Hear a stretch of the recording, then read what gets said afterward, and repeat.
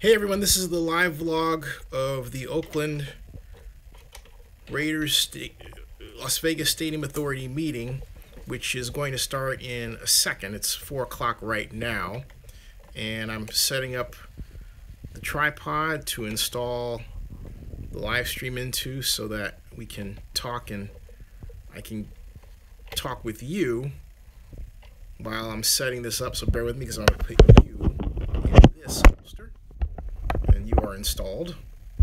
So probably couldn't feel that. And center this, and then put this up on level so that we can talk. Hey, thank you very much, and we're back. Thank you for tuning in to the first live stream if you were able to do that, and if you weren't, you missed a great one, which is now visible at Zenny62 on YouTube and Zenny62.com. And yeah, Barry Lee, I agree with you. That was weird. There was a lot of stuff going on with YouTube there, but maybe we can just attribute it to what, jitters, right, or something like that, or just warning jitters or something. I'm looking down, adjusting the page as I talk with you, and then I'm going to go over to the live stream from Clark County. It's 4:01, so I guarantee you haven't missed much of anything as of yet, okay? But I want to make sure that you don't miss a thing. This is a very important meeting, and make sure the live stream is good. The live stream right now, focused on me, is stream status is good. That's good. So, okay, now view on watch page, and I'm going to say, hey, Barry, can you help tweet this out? Just use hashtag Raiders. I put myself on mute to, yeah. What do I expect at this meeting? Interesting conversation. But first, hey, Barry, can you do me a bit of a favor there and tweet this out? Yeah, thank you very much. Right, much appreciated. I'm going to do that as well. And then I'm going to turn to the live stream so that we don't miss a theoretical beat. Hashtag NFL, hashtag Raiders, and then boom, there we go. And bear with me, folks. I know 4 of you viewing, so bear with me. We're going to go right over to, if your stream is freezing, make sure that your RAM, your random access memory is freed up. You can hear me telling you that, right? So now I've got that going. I'm going over to the Las Vegas Stadium Authority website, and then I'm typing right now Las Vegas.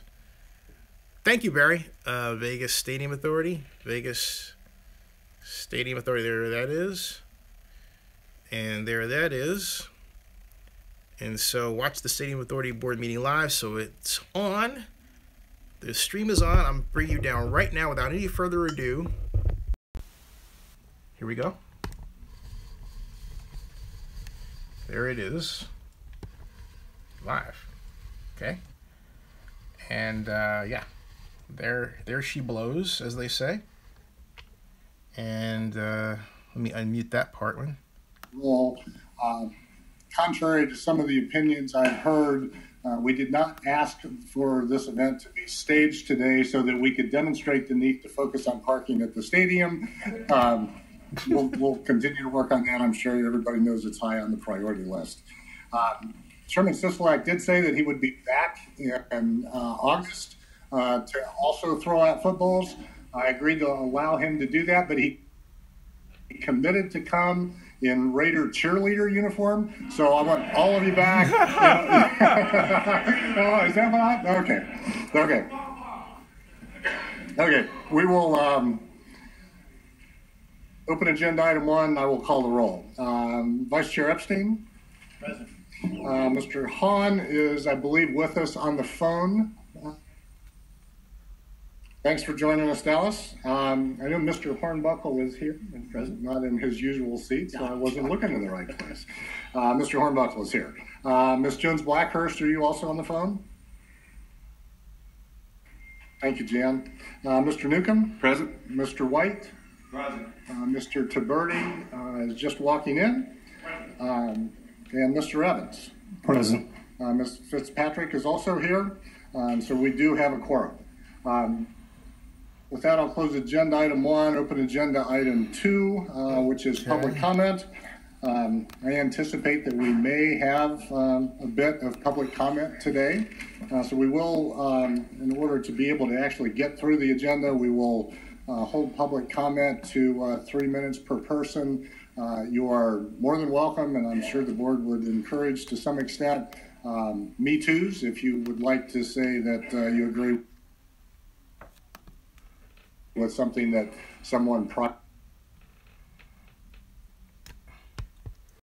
Hey folks, I want to start by saying thank you for having this kind of public forum for people to speak. Come back. My name is Frank Oakland, the manager of the Carpenters from the state of Nevada. I understand there was some frustration. You've seen some of the crowd. Some people looked dejected. And, you know, as a community, we got to be sticking together. Everybody's pulling together. We've got good leadership up on this board. They're concerned about the jobs. They're concerned about the future of this community and the city of Las Vegas and Clark County. And it's not that long ago that this town crashed in 2008. You know, I remember a time over at the Carpenters, we had 650 people sign the out-of-work list in a 3-hour period. And it took, within 3 months, we had 5,000 more people added to that out-of-work list. We went from 18 million man-hours a year to 2 million man-hours a year. We had, 2009, we had a record amount of suicides because people couldn't take it. 2010, we had a record amount of cardiac arrest. And you had good paying jobs that were gone. You had people losing their houses. You had people losing their cars. Families were getting broken apart. College savings was gone. And as a community, we became a group of survivors trying to hang on and just trying to make ends meet and work in 2 jobs. And, you know, and I got to say, sadly, we would see good young men and women coming into over to the Carpenters Union looking for work, and we're saying, you know, they've been vetted, they're qualified, and they just need a shot, and we didn't have the work to send them to. And, you know, my story just, I'm bringing up the Carpenters, it's no different than any of the other trade unions that are going to be involved with this project. But I'm speaking from my 6,500 carpenters that represent here in Nevada, my good friends with the laborers. I'm sure I can speak from the rest of the trades. I'd like to say thanks for the leadership, for Commissioner Sislak getting in here and leading the charge and making sure that creating jobs that give people dignity, and to the Davis family for wanting to invest into Las Vegas. And, you know, when we get people back to work, it's going to be, they're not going to have to count on government health care, and they're not going to have to worry about just Social Security, because they're going to have good benefits, and they're going to have good training, and they're going to have good pension plans, because it's not going to be just a job, it's going to be a career. And the contractors in the community, the unions, we're going to work together to train the youth, because we don't have any other choice, because there's going to be more work than workers. And we're welcoming the opportunity to meet with minorities and women and veterans groups, and to help with that, bring that diversity into making us strong. Thank you. Thanks, sir. I appreciate it. All right. Thank you. Enjoy your meeting.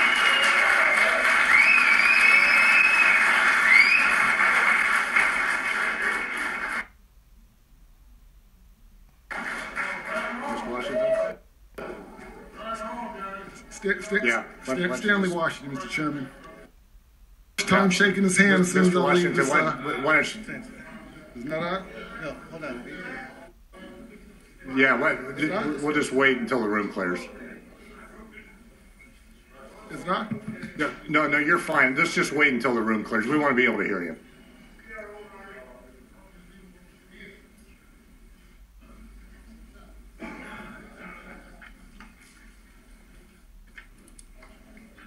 What you missed is that right now, a member of one of the carpenters unions came out and spoke, called for unity, and said there are a lot of dejected people around. So,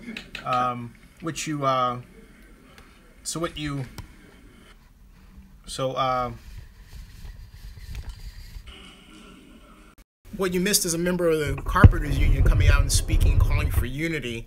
There are a lot of dejected people in wake of the bad news surrounding the parking issue. Once again, Stanley Washington. Here we go. Okay, here we go. Speaking. As I was saying, I guess he's left the building now, but I did have a chance to talk with...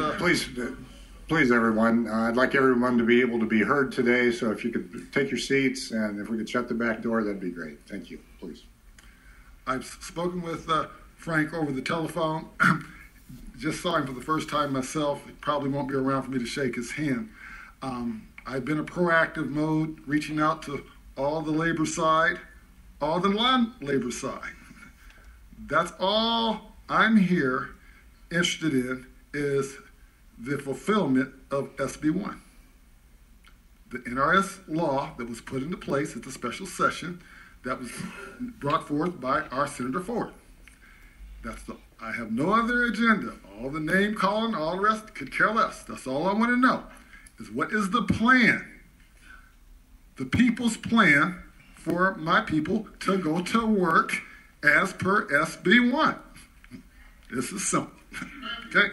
And as you basically have seen today, there are a number of people who are interested in going to work.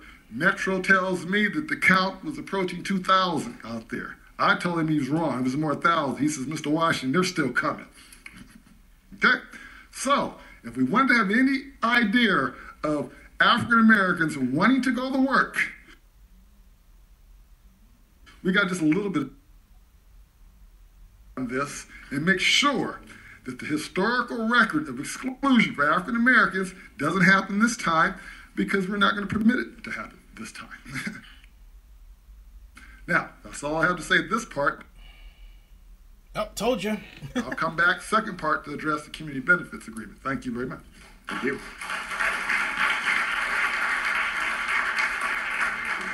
Sure. Hello, my name is Leo Garcia. I'm a United States Air Force veteran, a veteran of Desert Shield, Desert Storm. I'm a father, a husband, and I'm one of the biggest veteran advocates in Southern Nevada along with the United States. I represent many veterans groups. I'm the State Director for Concerned Veterans for America and also the Grassroots Director for American for Prosperity. Also members of Veterans for Vets Helping Vets, the American Legion, VFW, and just multiple veterans organizations. What I'm here to do today is just to let you know that I'm representing all those veterans that are coming back from overseas.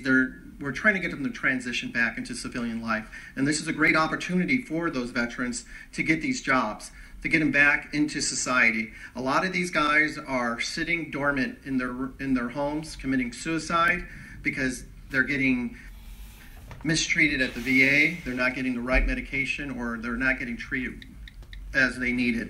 And so they have no other outlets but to just do drugs and drink and have no agenda in their life. So I'm here to represent those veterans and also the small veteran. And thank you for letting me speak today. Thank you, Mr. Garcia.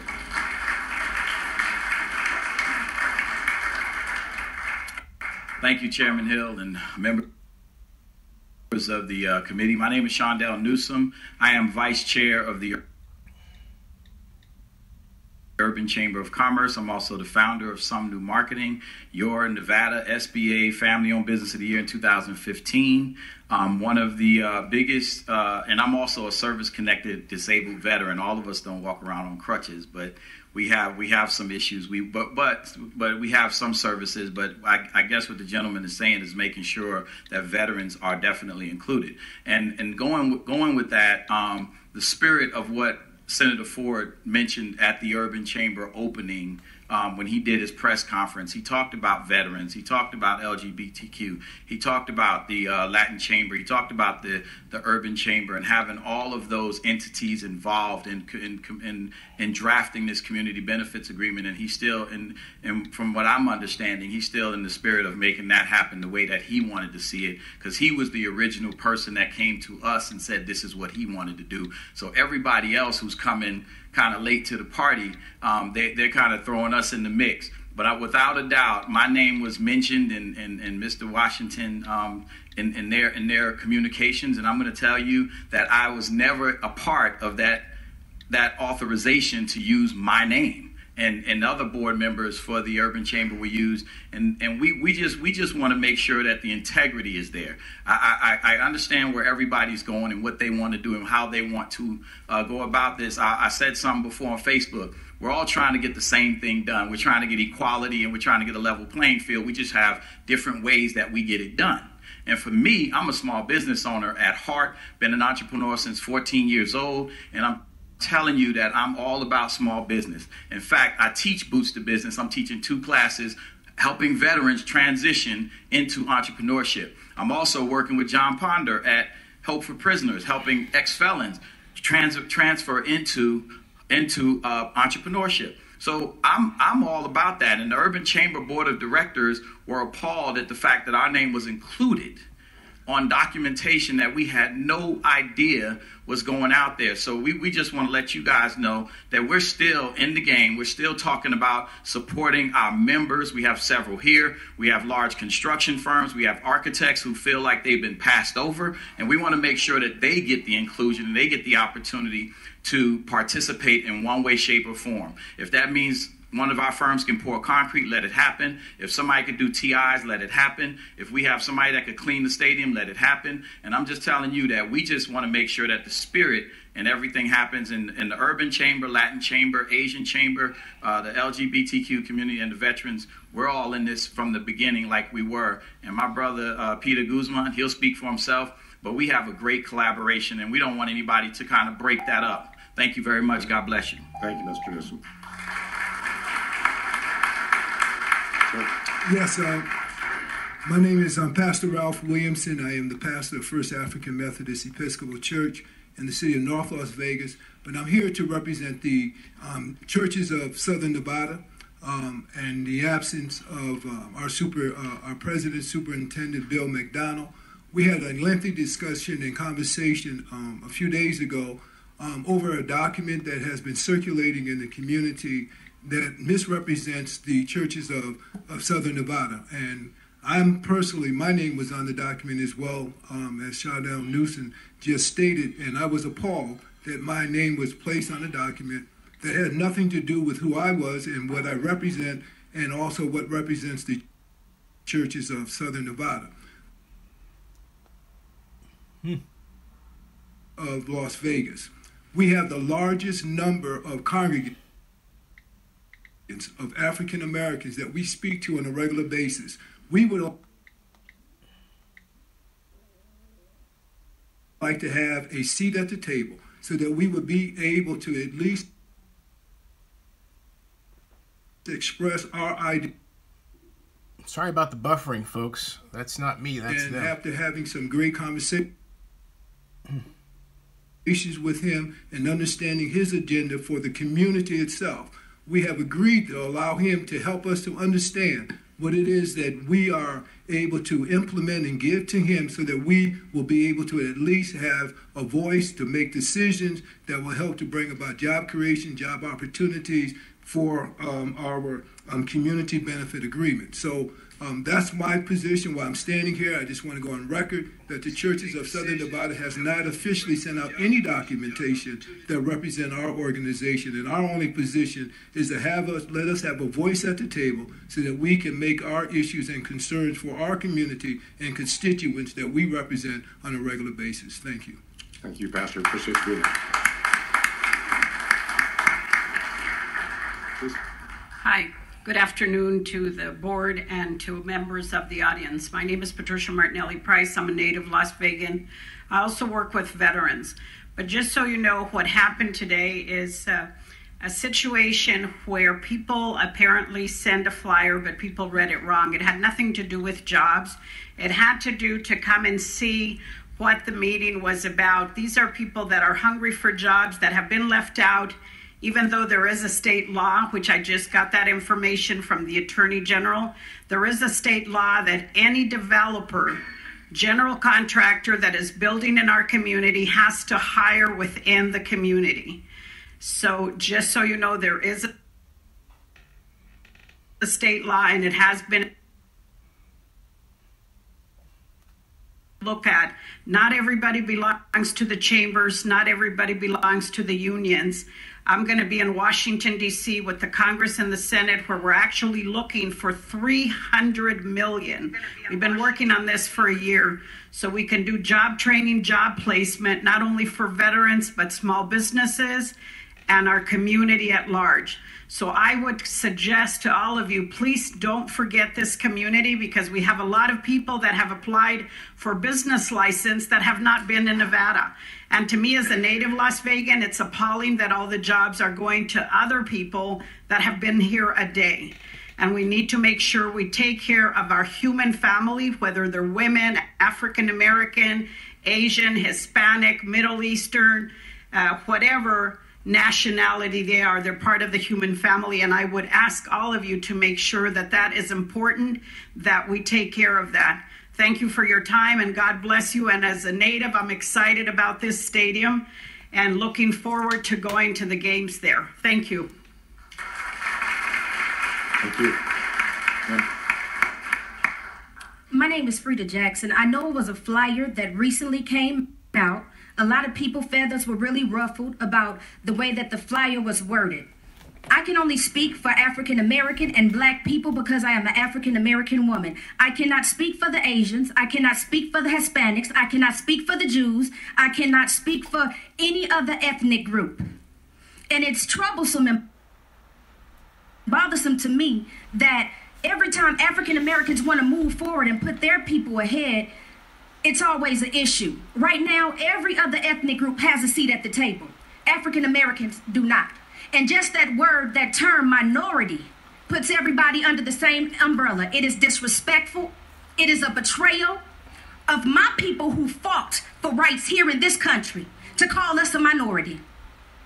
And I'm here speaking on their behalf. We want to be included. We want to rid our community of poverty and unemployment. We need jobs. We want to make sure that our people can feed their families just like everybody else. It is disrespectful for everyone to call themselves a minority and push us out of the way and take advantage of the opportunities that are being presented. I just ask that our people have a seat at the table and that we are included to rid, and let me say that again, our community of poverty and unemployment. Thank you for your time. Thank you.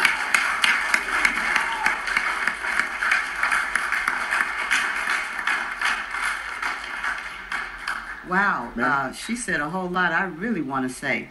Let me please state my name for the record. My name is Annette Walker Goggins. I'm the great-granddaughter of John Wesley Davis, of the Davis Brother Lumber Company, of Ansley, Jackson Parish, Louisiana, the proud founders of Grambling State University.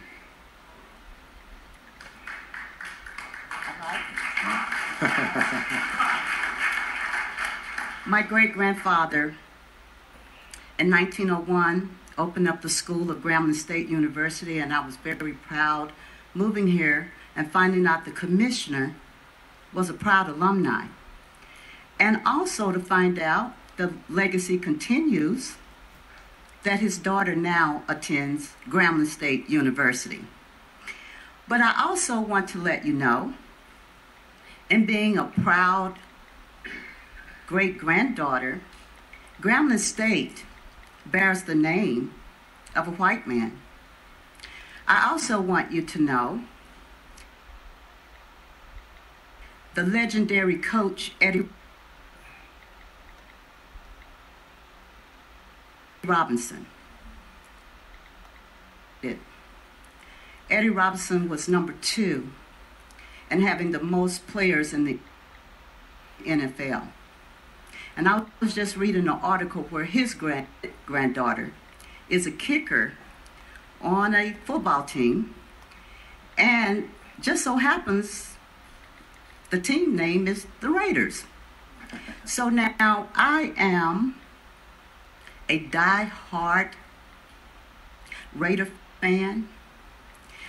If you cut me on my right arm, which I have gold, it's going to bleed black and gold, coming from the Golden State and coming from Grambling State University.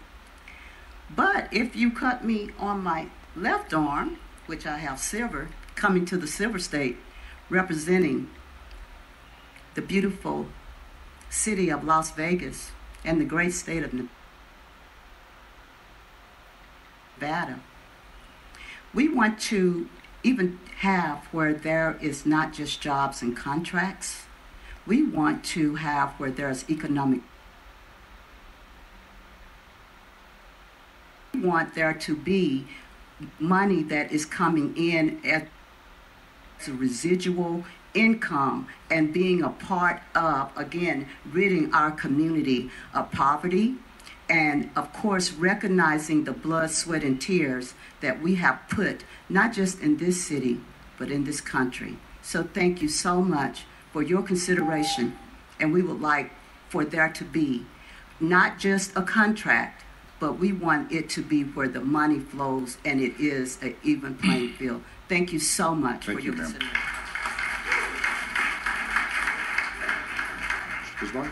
Peter Guzman, President of the Latin Chamber of Commerce. Before I speak on the Latin Chamber of Commerce and myself, I want to first say that my colleague from the Asian Chamber, Sonny, asked that we put on the record, he's in DC, but he asked that we put on the record that he's very excited and honored with the work that you guys are doing and looking forward for his community to be involved in this as well. I also want to speak on behalf, because I was asked to, for the LGBTQ, Mr. Andre Wade, who could not be here today because he's traveling, but he was blown away and very excited that over the last week, through our Diversity Initiative program that works hand in hand with the laborers and the Nevada Contractors Association, we actually went and took the initiative to meet with them. Because it's one thing to talk about inclusion and who's going to get this. They didn't even know that they were included in the spirit of that SB1 original bill. So myself and the laborers, Mr. Tommy White, we actually physically went down to the LGBT center, in which the laborers gave a donation to the center, because the center is apparently hurting a little bit right now. So if anybody can help them out, the laborers certainly did. And so I'm grateful for to have that collaboration and those colleagues with us. We all work together. As president of the Latin Chamber of Commerce, yes, I do speak for the Hispanic community, and I'm honored to do so. But I can tell you that when people walk into my lobby, the question that my staff asks first and foremost is, how can we help you?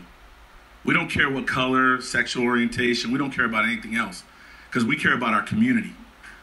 This community benefits plan, this beautiful city of ours that pay room taxes and pay taxes in general, we take taxes from everybody. We don't ask what color, race, sexual orientation. We take the tax money, don't we?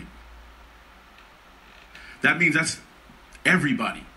So this community benefits plan, community benefits agreement, when I see a document, and I'm grateful for Shondell to get up here and have the courage to say what he did. Because you know what? The document that had his name on it had 3 or 4 zip codes on it. That's not a community benefits agreement or a community benefits plan. That's a zip code plan. And I'm offended by that.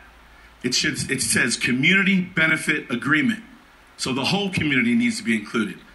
That's African Americans, Hispanic, Asian, and everybody that lives and works hard in this community. Everybody should get a shot at this.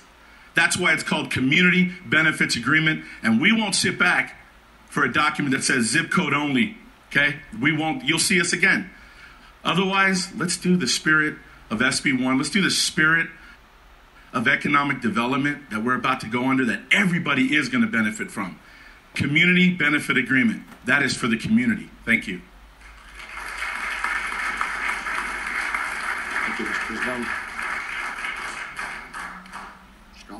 Thank you, Mr. Chairman, and the rest of the board. My name is Gene Collins, and I live at 1411 Virginia City Avenue, which happened to be Bonanza Village. But I grew up somewhat on 712 West Owens, and then my parents, when they built the houses in front of Sherman Garden at 1636 J Street, we moved there.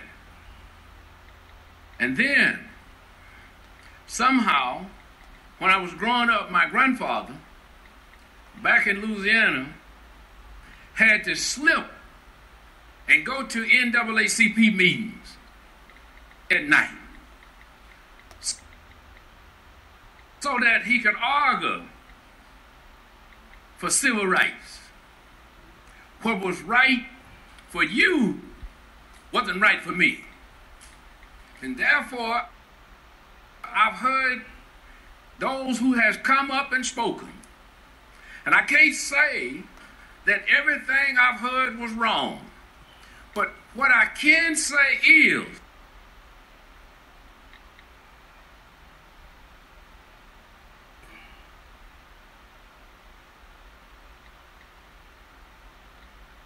it omitted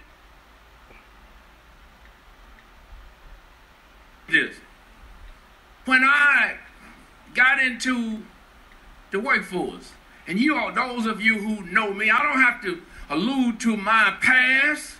I don't have to do that. Y'all know I have a couple of tickets in my pocket. But when I got ready to go in business, I joined Local 872, and I hired 872 members. And there's not one member of 872 says that Gene Collins owed them one dime. So the question is, Mr. Chairman, and when the mothers would come to work and had to take off and take their children because they had gotten into trouble, if they showed up for work, Mr. Chairman, and didn't come back, I paid them for the whole day.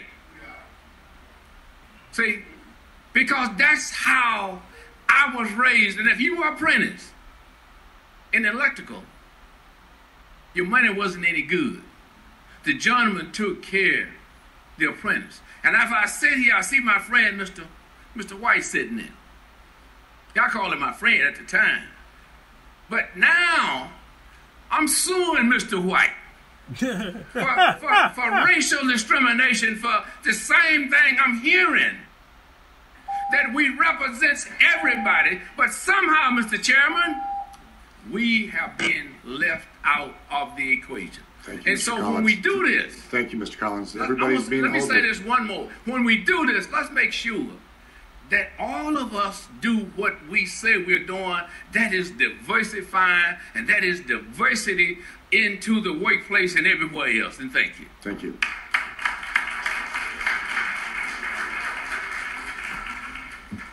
Good afternoon, Mr. Chairman, rest of the board members. My name is Dan O'Shea. I'm the Director of Labor Relations for the Nevada Contractors Association, and I'm also the liaison for the largest diversity committee in the city. The Nevada Contractors Association, the Latin Chamber, and the National Association of Minority Contractors got together and built a diversity program that doesn't care whether you're a member, doesn't care what association you belong to. We just wanted to create the largest pool of diversity contractors that we could have. And it's been more successful faster than we even imagined. And for all the people who are saying they don't have a seat at this table, they ain't trying too hard to get in, because every time I've met with the two contractors that are doing this project, they have a full-time staff to make sure that diversity contractors are included. The programs are being written. It's like everybody wants the answer today. Well, this is a big... Not only is there going to be inclusion, but we meet with them on a regular basis. There are contractors that are being awarded work and being considered for work throughout this project. So my hat's off to McCarthy. My hat is off to Mortensen. They've been working double time to do this. They brought in a gal who's done it all over the country. She's very successful at it. I'd also like to mention, you know, I saw that flyer, and it couldn't have been a more dishonest representation of what was going on down there today. There are union apprenticeships all over this town where the apprenticeship is open. And if you don't have a job and you're looking for one, go apply, because we're going to be in a boom. And like I say, I represent the contractors that are going to build this stuff. When we get in this boom, we're going to be so short of people. I mean, there can't be any exclusion. It would be impossible to get through this without including the whole community. So I'd also like to mention the other associations that we've been working with. Phenomenal coordination. We've had an unbelievable amount of work done in a very short amount of time, and by Monday, the new lists will go out for all the signatory contractors in town, and it'll be the kind of list that any entity can use. Any end user, any general contractor can use, because it'll have their type of certification. It'll have enough information, whereas you're looking to fill a spot, everything you need is on one page. So thank you very much to the board. Appreciate all the work you guys have done. We work with all the craft unions. If you're here and you don't know which apprenticeship to go to, grab me before I leave, because there's a bunch of them. Thank you. Thank you, Mr. Bishop.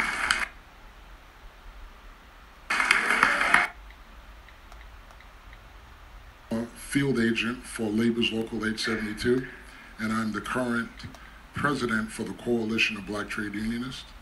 And we are here to find out how we fit in to this project, and we'll be glad to talk to anybody who's interested in giving us that information. We're not angry, we're not upset. We're just here to find out how we can help. And also I wanted to mention that Tommy White is suing me for embezzlement. Tommy White took money in union meetings and staff meetings for a lottery pool and sent me to play lotto. And when he fired me, he sued me for embezzlement, for going to play lotto in a company vehicle that he sent me to do. So I'm advising you guys, don't get involved in a lottery pool with Tommy White. Also, I wanted to also mention a few things I did write down. Some people asked me to ask these things. I do have a little more time. Okay, the other question we had is, can there be an authority made up of community leaders with the power to hire on these projects? And the other one is, when can I pick up my severance pay, Tommy? You owe me money and I want my money. Thank you. Okay.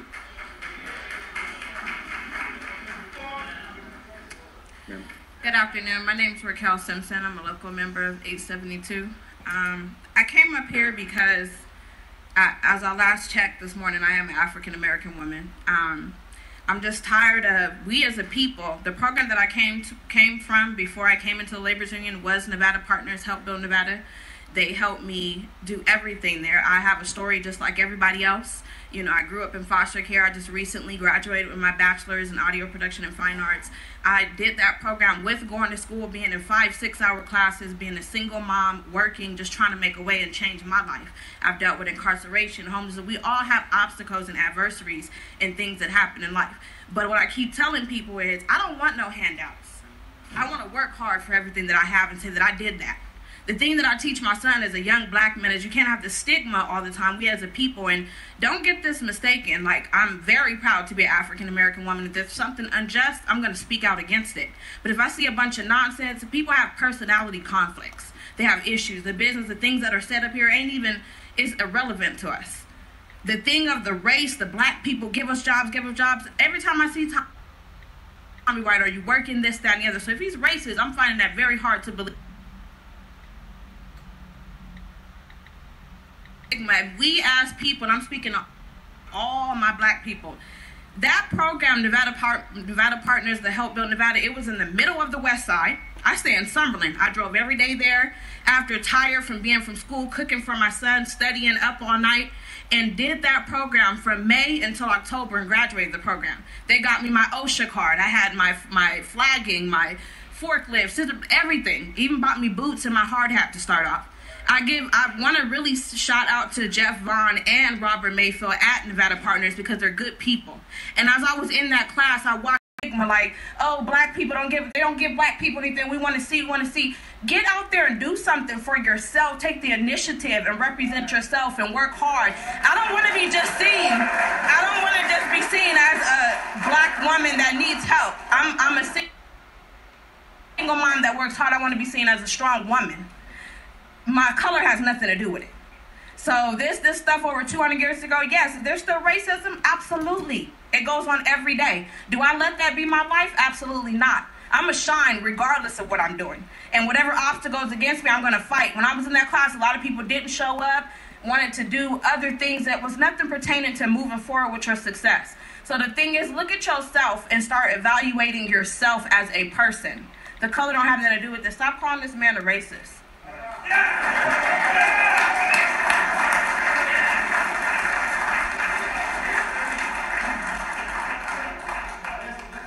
Sir. My name is Perry, and I'm representing me. I've been in Vegas for over 20 years. I ain't held a job for over 3, a consecutive job. I don't know what it is about me. I gotta start with me because that's the only person I know. But it seems like I fall into a little problem when I get on the job, a real good job.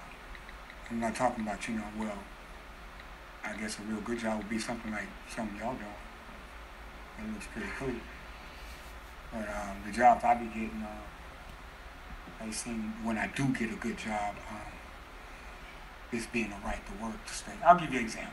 It took me 6 months to get a job at this one company. They make a man-made, 6 months, background check, all that type stuff. Got the job on my birthday, March 1st. I'll never forget. I was so happy. 89 days. I rode the bus every day, on time, loving it. 12-hour shifts, 4 on, 3 off. Paid every 2 weeks. I wasn't even worried about it. I had a little child support issue. Take that. Mama was happy. Everything was cool. I mean, I walked with some dignity. You know what I'm saying?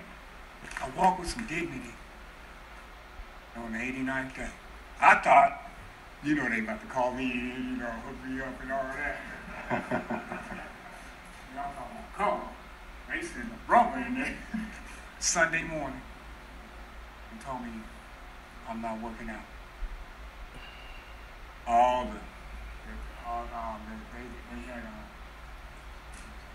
They had a progress report, so to speak. Like, every evaluation. And I'm up there with my supervisor, brother. And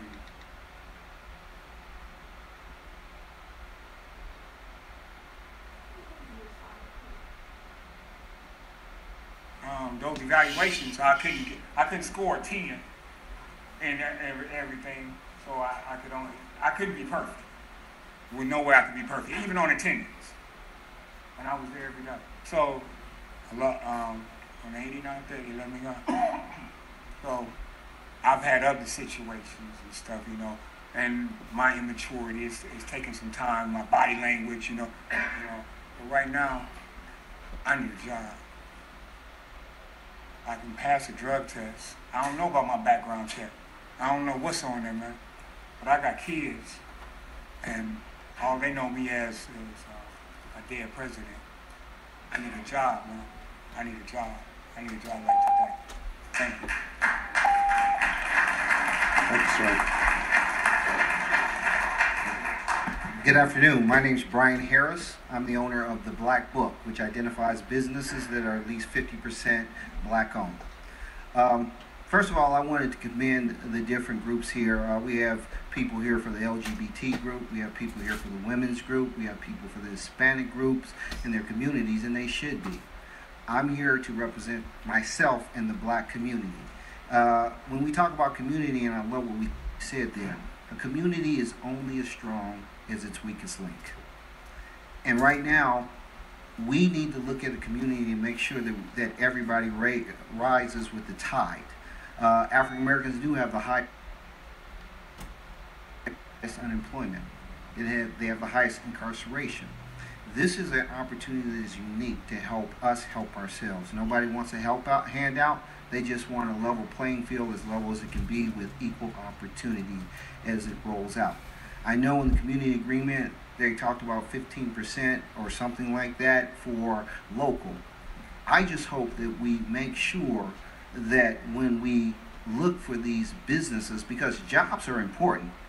But business owners, we need to have African American business owners who are participating in this bill, so that they can hire people that look like them, so that they can go out and help build this community also. So when I talk about what we have a unique chance to work together. It should not be us against them. We shouldn't be fighting against each other for scraps. We should be working to fix there. I challenge you to work with the organizations to see if we can fast track people there. I challenge the people here that as you look out and you hire, quote, minorities, quote, disadvantaged, that it's not everybody but us. I challenge that we don't see the past where less than 1% of a set aside ends up with black-owned businesses. We need to make sure that African Americans who have been here have opportunity. They don't want a handout. They don't want for somebody to give them something. Whatever happened out there, the biggest thing is you saw a bunch, thousands of people who have come here and said, I'm coming here because I want to work. I don't want a handout, I want to work. So we need to figure out as a group, all these groups here, and I'm talking about the unions, I'm talking about the folks here, to figure out how we can train these folks, put them to work, and strengthen the weakest link of our chain in our community. Thank you. Thank you. Sure. To the stadium board and the chairman, Mr. Tommy White, my name is Pastor William O'Neill McCurdy, Senior. I own a company called McCurdy Media Group. We are out to try to help our people to obtain employment. I'm hoping that this board will take under consideration the laws that the Nevada State Legislature just have introduced to try to help people to become gainful employment. I would like to see the stadium committee to have a subcommittee to work with these different groups. I think a subcommittee will do you really good to work with these different groups to try to find out the needs in their various communities. I've been in Las Vegas since 1952. My father was a member also of 872, and my son William McCurdy II was also a member.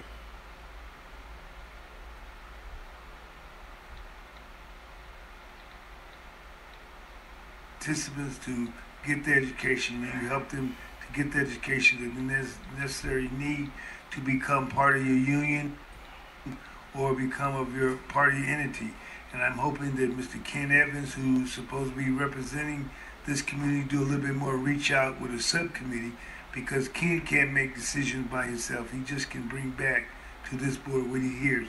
But I really strongly suggest that this board create a subcommittee to listen at the needs of every community, because it is a fact that we are the last hired and we're the first fired. Monies to do certain things in our areas, but now it's time that everybody get an opportunity to become gainful employment in their area. I think Peter Guzman used a good analogy that it's not about just the zip code, it's about employing people, it's about people getting opportunity to work.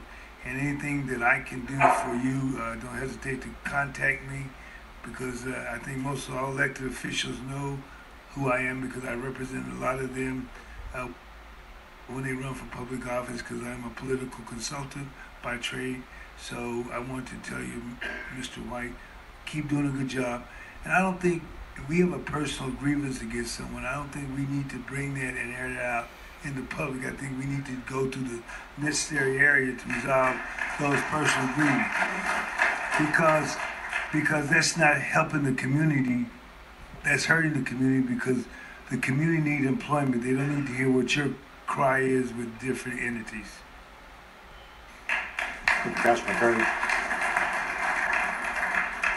Good afternoon. My name is Craig Knight.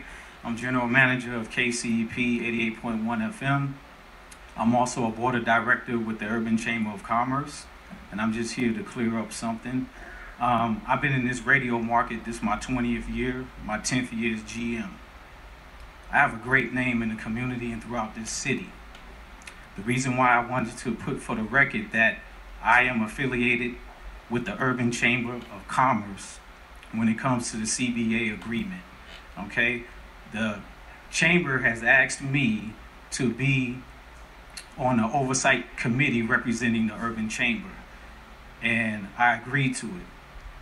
My name was floating around on another CBA unbeknownst to me, so I need to clear that up because I work too hard to have a good name in this community, and I just can't let people just use my name unbeknownst to me and expect some kind of representation or something. So I just had to put for the record that I only represent the CBA coming through the Urban Chamber and partnering with the other chambers and other organizations. And I just wanted to make that clear. Thank you. Thank you. Sir. Good afternoon, ladies and gentlemen. Archie Walden, Labor's Local 872 Training Director. And, I want to first thank Tommy and the board of commission for the stadium here. Thank you for the opportunity for us all to get a chance to get back to working for what you're doing in the community. And I want to thank Raquel Simpson, who got up and spoke earlier. She's been chomping at the bit to get up and speak about what we do at 872, what Build Nevada did and what Tommy's done for us over there at 872. And so today she got her opportunity to give her thanks for it. But that's what we're looking for when we're looking for apprentices in our program. We don't care if you're white, black, gray, green, brown. We could be purple with green spots on your body. We don't care about that kind of thing here. Because of Tommy's leadership right now, that's one of the reasons why I'm here at this moment instead of taking my hazardous waste workers instructor certification course right now. Because we looked at this flyer at the same time and asked each other basically, what the hell is this right here? How are you going to get 5,000 people to this event here without offering them a job? Labor's Local 872 is doing applications right now through July 31st, and Tommy and I discussed it, and he said, well, would you mind missing your class in order to go out there? I said, no, I'd be happy to go out there. This is a good chance for us to get with the community, but better yet, we made their effort to get down here today not for nothing because they all walked away with applications or the information to get an application for the Labor's Local 872 apprenticeship program. And that's what we're about here, is about meeting what's new in the community. Now, the things that are said about Tommy and disparaged, as Raquel said, these are things we never see. You know, when we're working with this gentleman here, we see all the good and positive he does. And, you know, if you turn around and ask anybody the question, you've always got somebody that hates your guts. You know, I've got 5,000 people that hate me on Monday, on Tuesday morning, they love me. So I don't care. That's just the way the world works for us. But this isn't the place to air out those kind of grievances. We're doing something for community here, and that's not just the laborers. We got the carpenters, sheet metal workers, operating engineers, and everybody else coming together in this community. And when you look at a flyer like this that just divides the community, this is what brings in division in the community. When you just include two people in there, you know, as an African American, I'm happy to see that they're doing something for African Americans. Yes, we are an underrepresented force inside construction, but how would I feel if I saw the same thing saying we need 5,000 Caucasian workers, men and women, and didn't include me or Asians or anybody else? So being the director of training for Labor's Local 872, and I see things like this, it affects because going by the Code of Federal Regulations 2929 and 2930, NAS 610 and NAC 610, we are not allowed to discriminate against anybody under any circumstances unless we want our programs closed down. So these people need to understand what the rules are and what the regulations are before they start standing up here talking about what we are doing and what we are not doing. Come see us, we'll educate you, instead of just coming up here and saying silly things at the microphone. Thank you for your time.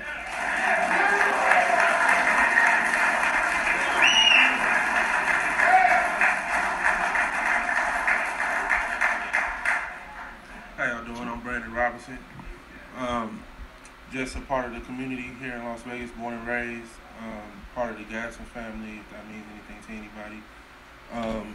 And I'm representing myself as a felon, as somebody who's worked more jobs than years I lived, being 26 years old and just never giving up the fight. And going to Jeff Vaughn and Rob Mayfield's program at Build Nevada, I just finished my last day today. I'm more optimistic about the future than ever, and being in the right to work state where you could work. Me, I had a situation with 59 days I worked. Background check came in. I was one of the top employees there. The supervisors there were ready to hire me, but because my background check came in, they had to let me go. So I'm not letting that stop me. I'm not letting that hold me back. I know of Archie's program. I'm interested in the IBEW 357.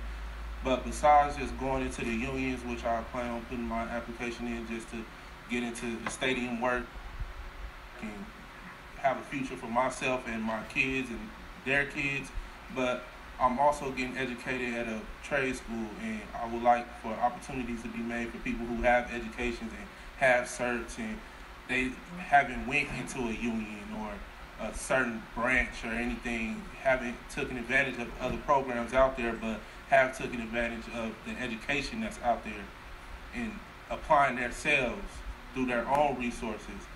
And being a young black male, seeing that all these black people came because of a flyer, whether the flyer was to inform black people that something was going on today, or whatever the case may be, I don't understand why it has to be an issue of black, white, whatever.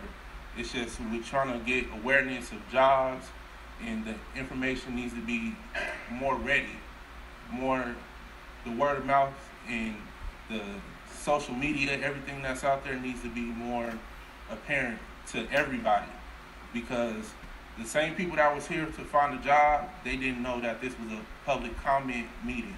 They didn't know what it was, and I'm pretty sure you would have a whole lot of information from a whole lot of people if they knew that. Wow. So I just felt that I had to speak on the behalf of people who are out there trying to do things on their own and taking advantage of the things that's out there for them.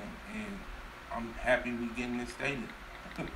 And hopefully it'll be long work and work that leads to other work, so my grandkids and great-grandkids can be taken care of. Thank you. Thanks, sir.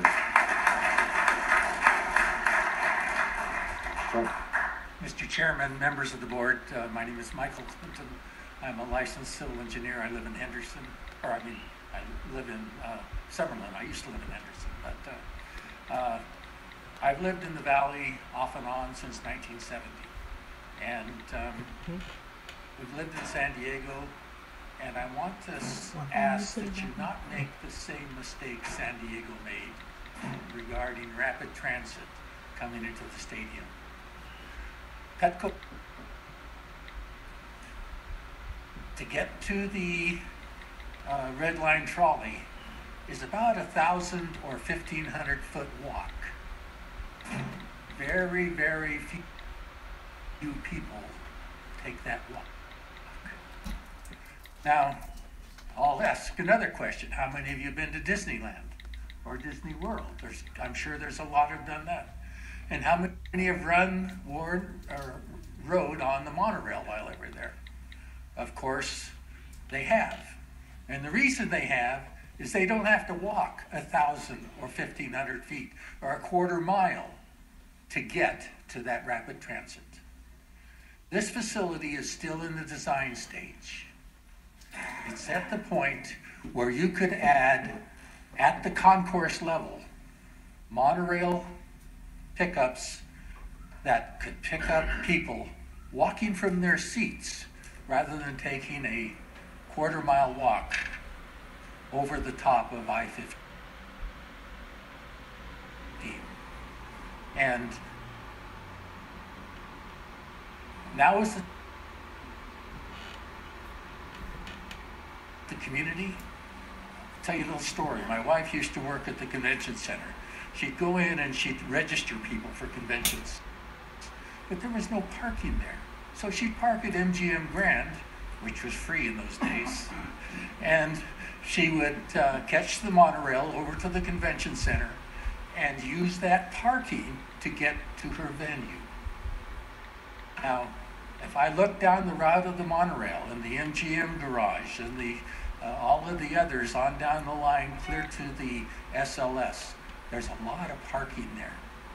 And this site that's been selected is short on parking.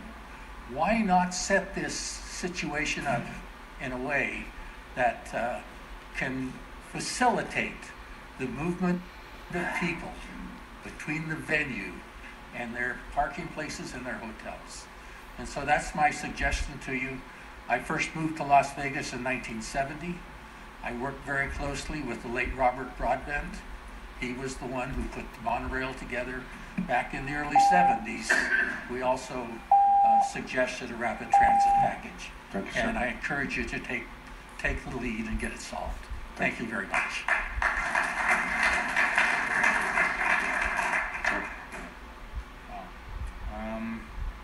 To the board, thank you for this opportunity, and to UNLV as well. My name is L.C. Thomas. I am the CEO of Advanced Mobile Software Solutions, a company that's actually based out of California and soon to be based out of Nevada. I'm here kind of surprised at everything that I've heard today in the brief moments that I've been here. I'm also a former athlete and former NFL ball player. I'm a developmental player who couldn't make it that long, but I'm also intelligent. This is my third attempt to try to get into this project or projects like this one. We believe that once you finish the construction component, that the fan experience, as well as the safety of those fans, are paramount to the success of how your future will look 25 years from now, from a stadium point of view. I'm also looking to grow. What I saw outside today was amazing. A lot of people here looking for jobs. I am a high-powered tech firm. We specialize in radio frequency identification. We know where everything is all the time. One of the most surprising things that I'm looking at right now is what just happened in England. That's something we want to prevent. And that's why I'm throwing my head in the ring, so to speak, and I have committed myself to moving to Las Vegas so that I can get this community and help this community for the boom that's about to happen. Every time an NFL team comes into an area, they actually bring a lot of money, and they should bring a lot of jobs. You don't just have the NFL, you have the NHL. And I know you're looking at the NBA and other programs as well. But one of the things that I'm hearing and that I want to be a part of is to benefit, because that's who's going to benefit from this, the entire city, the entire area, from homes that are going to be built, from projects that are going to go on, and from this stadium. But as you consider how this is going to be melded together, listen to what your community is telling you. As someone who's wanting to be a part of this community, I'm impressed that you have that many people who do not want to be sitting on their butts doing nothing. And it's a daily challenge for me to find good quality people. I feel honored that we can mentor and change the lives of some of these children and some of these grown adults, helping them to understand how technology can be a part of something like this, as well as day labor work. We'd like to have the opportunity to be a part of the family. I am a small business looking to be a big business. And I get shut out quite often by big businesses who come in and got the history. And then I am shuttled in right after because somebody screwed up. Just as Samsung. One of the challenges that I want to be a part of is making change and making all minorities a major part of something that's going to be beautiful for this city. Something that two areas can look back on and feel proud of. Not just the NFL, but the University of Nevada as well. I can't stress what happened in England. I don't want to see it happen on American soil. We've already had one incident take place. And I lost friends in that entire September 11th. I am making it my business to be a major part of this project any way I possibly can. But I also want to be a major part of this community. I'm an African American male who shouldn't be where he is right now. And I'm also a University of Maryland grad. So I hope that we can have the opportunity to help your community be a lot stronger. Thanks. Thank you.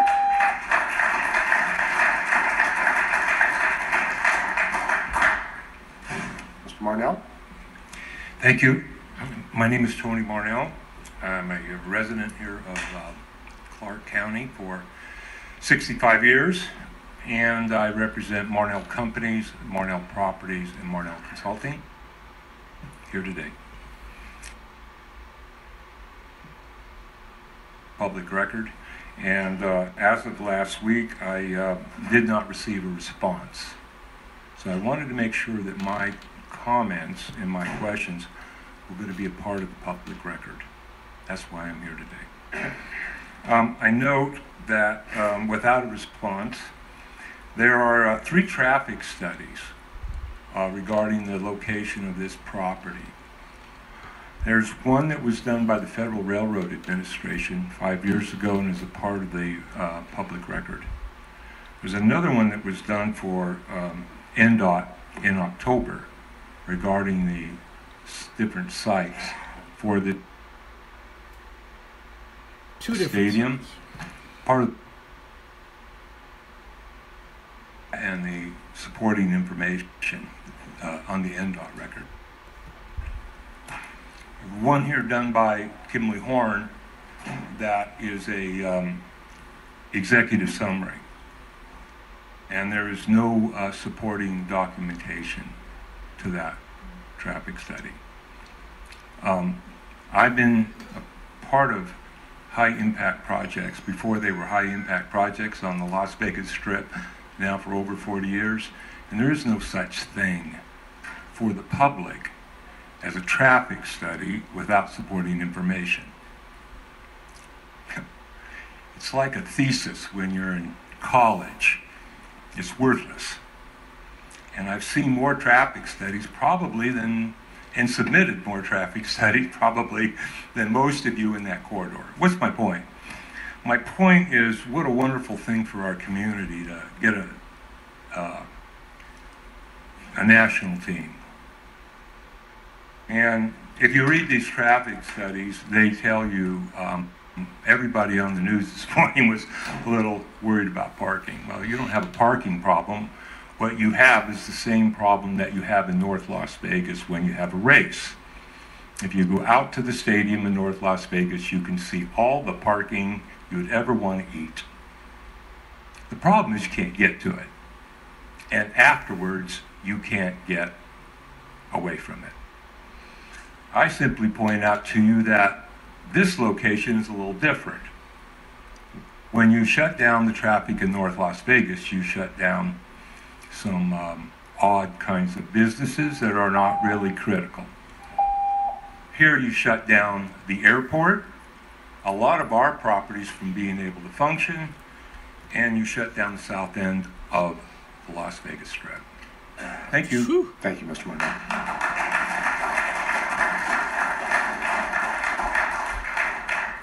Good afternoon, board, commissioners. My name is Brad Carson.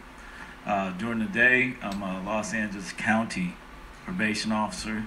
Anything I can't do as a Los Angeles County probation officer, I do under my own banner, Jobs Create Peace. 20 years ago, right after the 1992 riot in Los Angeles, we created local hiring,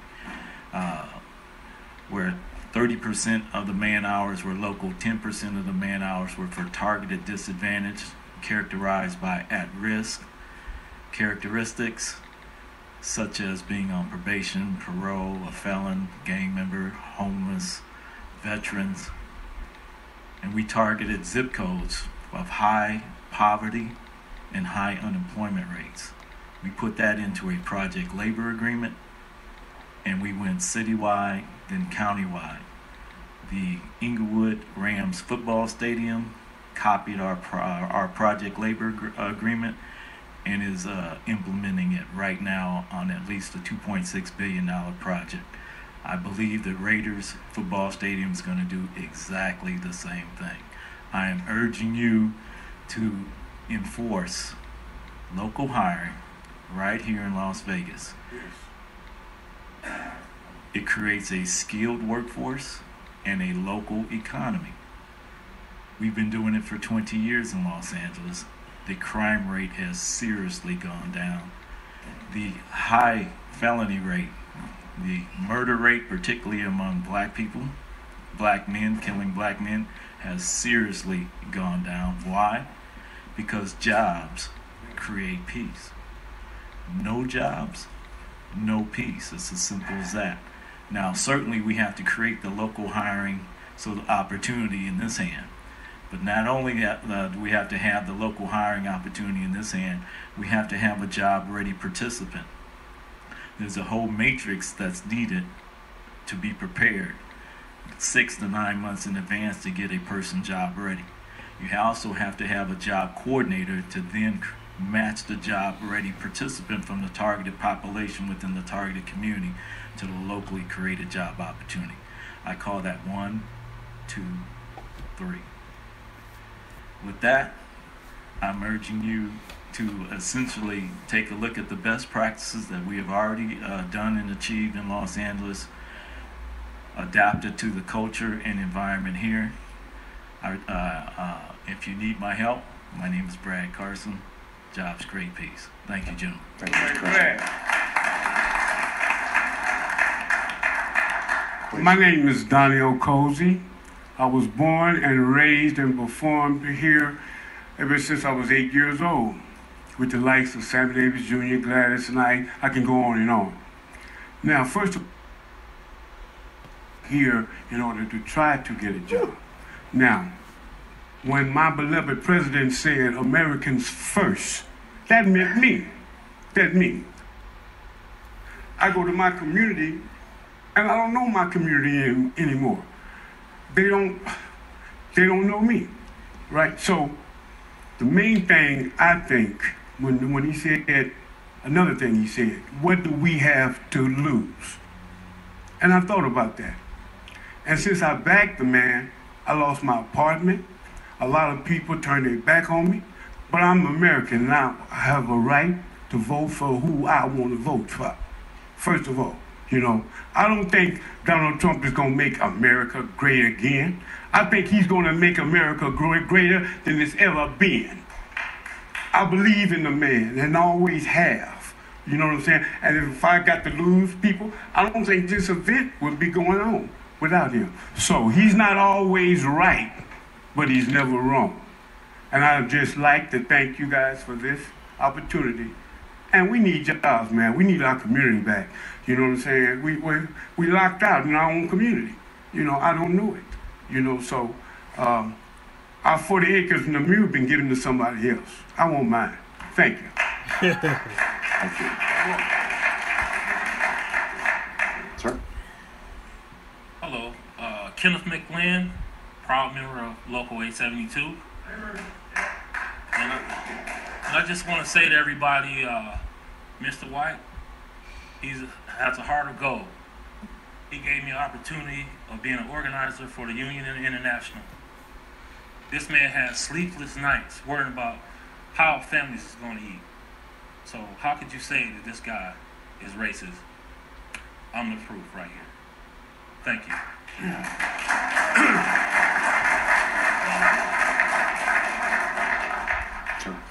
Good afternoon. For the record, Richard Copeland, owner of Thor Construction, past National President of Minority Contractors Association, member of the Urban Chamber, also a member of the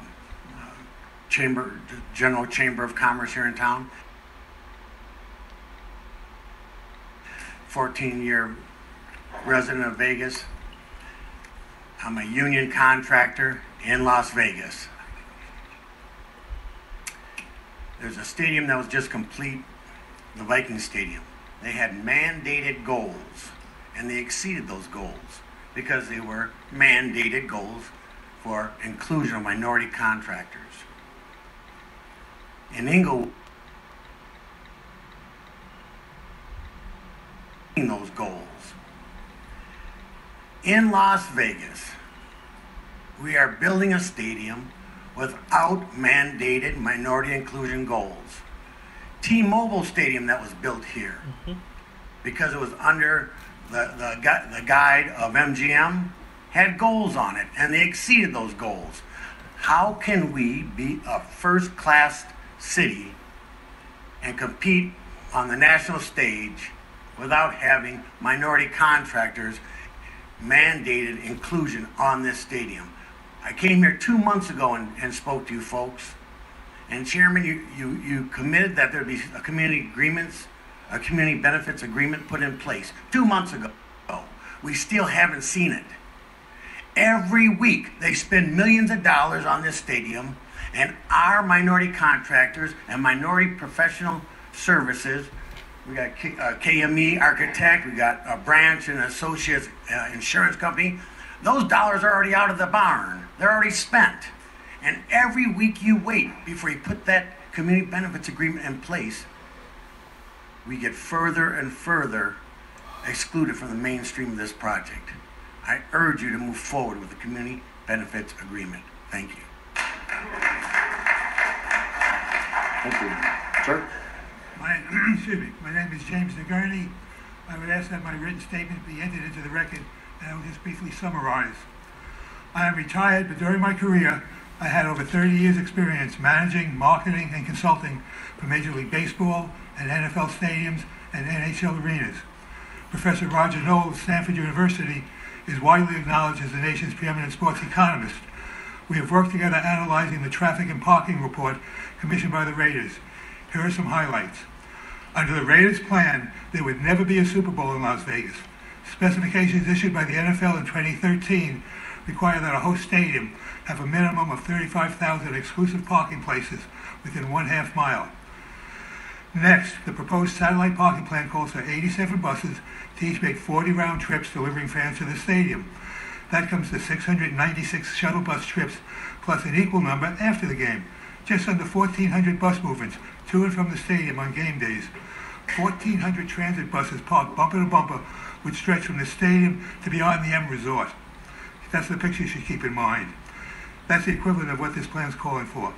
If implemented, 10,000 people would have to be dropped off at the stadium 2 hours before kickoff. And on a Monday night game, 3,500 fans would not get to their cars before midnight.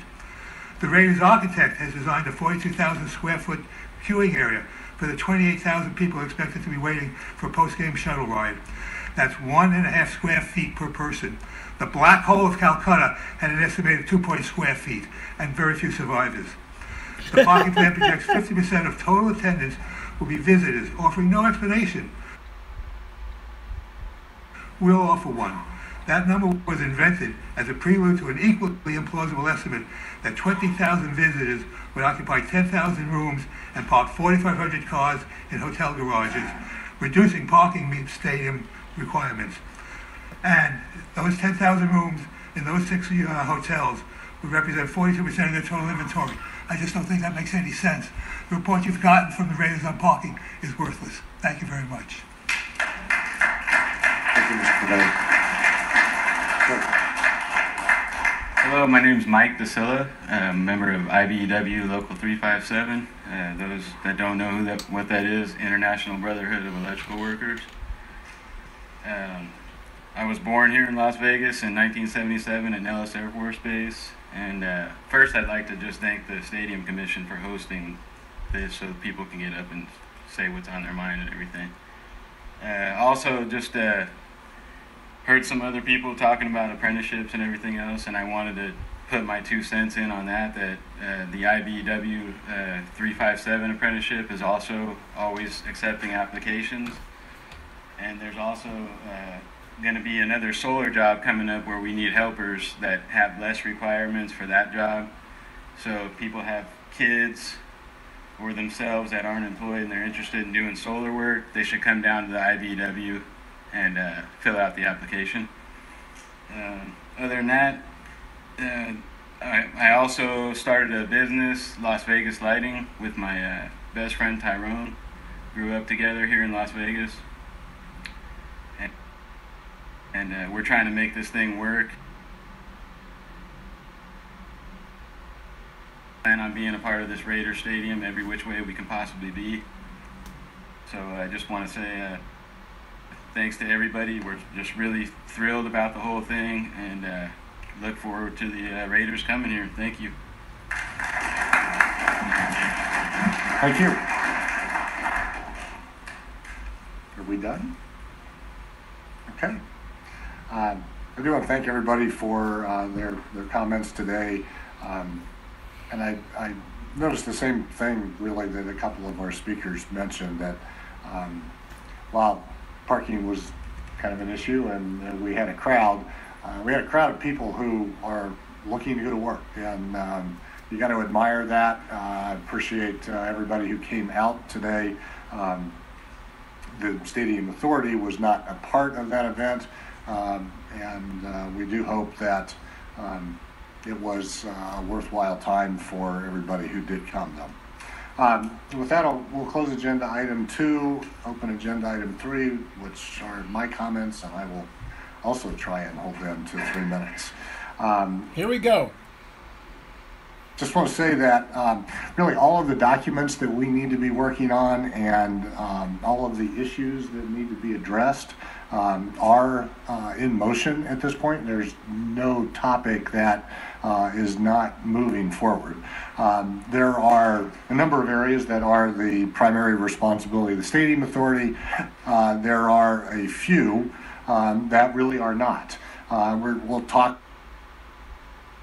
about some of each of those today, but for example, the joint use agreement between the Raiders and UNLV is primarily a conversation between the Raiders and UNLV, and while the board will need to take a look at that document, and that from our standpoint UNLV is the primary organization involved from our side.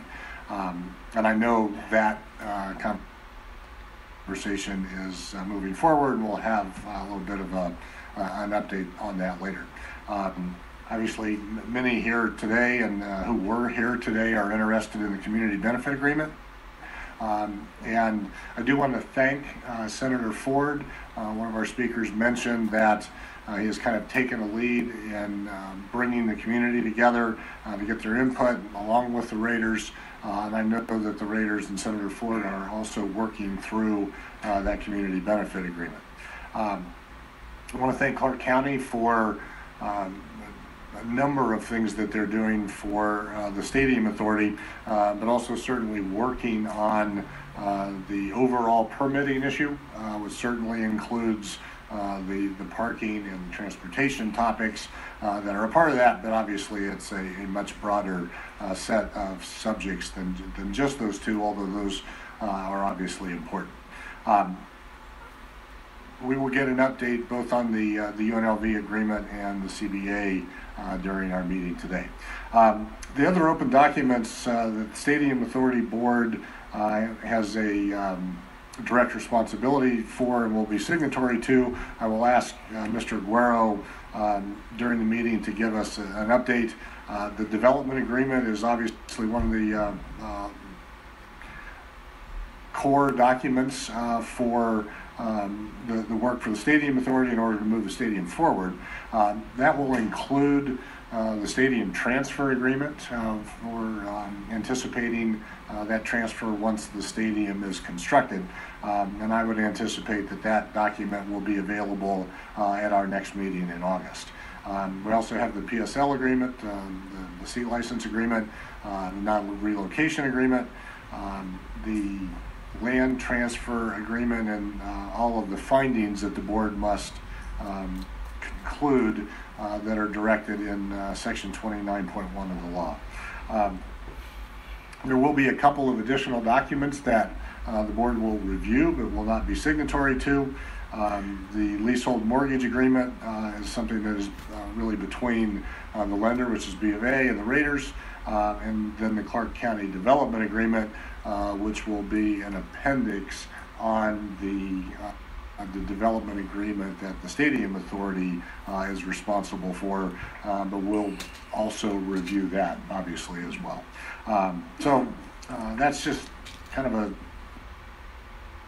brief status report, and I know Mr. Guerrero will fill us in further when we get to that on the agenda. So I'll open agenda item 3. for approval of the agenda. Is there any item that the board would either like to add or delete from the current agenda? Hearing none, I'd entertain a motion for approval of the agenda. Motion to approve. Seconded. Okay, we have a motion and a second. All in favor, please say aye. Aye. Ms. Jones Blackhurst, are you still with us? Maybe not right this minute. That motion passes unanimously.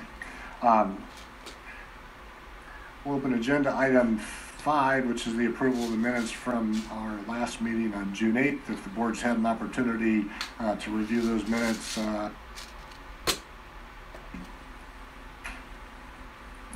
Mr. Chairman, I make a motion to approve the minutes. okay, we have a motion. Do we have a second? Second. We have a second. Any further discussion?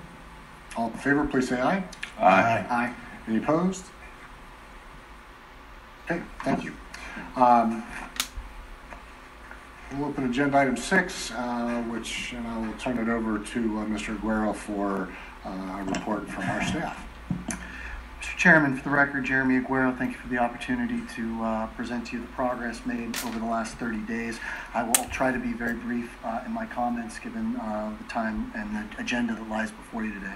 Mr. Chairman, you outlined the number of documents that we have in front of us. There are currently 7 separate tracks that are all working concurrently to try and meet the Stadium Authority Board's at least proposed deadline of October 12th to complete its work. On the first of those fronts, the agreements that the chairman indicated are the primary responsibility of the Stadium Authority Board. These include the lease agreement, the stadium development agreement, the non-relocation agreement, the PSL agreement, and what is referred to as the estoppel and recognition agreement, which is part of the what the Stadium Authority Board is required to consider as part of the lending package. I am pleased to indicate that all of those agreements we have first drafts of. So the attorneys, both our attorney Mark Arnold, who is on the telephone with us today, as well as the Raiders attorney Morgan Lewis, will be working back and forth through those to try and tighten them up and resolve any issues that they can and bring forward any open issues that we need to spend more time on. The second of the major lines is the community benefit plan. I'm also pleased to report to the committee that we received a very preliminary draft of that. The Raiders have indicated that they continue to work with the community, including Senator Ford, to get that completed. There'll be more discussion of that a bit later today. The third front is the joint use agreement that the chairman alluded to. I'm pleased to announce that we have gone back and forth and have a few turns on that agreement. That said, UNLV's attorneys are going through it in detail, and we look forward, they look forward to sitting down with the Raiders attorneys to continue to work through that document. Those meetings will be scheduled in the next week or so. Fourth is the financial and transaction agreement that Clark County is working on. I'd like to extend my thanks to Mr. Guy Hobbs, as well as the attorneys that are working with the county and worked diligently on that. I believe it's about 70% of the way done. Mr. Hobbs is working with the attorneys to resolve outstanding issues. That should be completed prior to our next meeting, at least the first draft. The fifth of the lines is the county development agreement. Mr. Chairman, members of the board, I am happy to report that Clark County reports that that process continues to be on track relative to expectations. The land use application, which is the next major hurdle, is scheduled to be heard by the Board of County Commissioners on August 16th.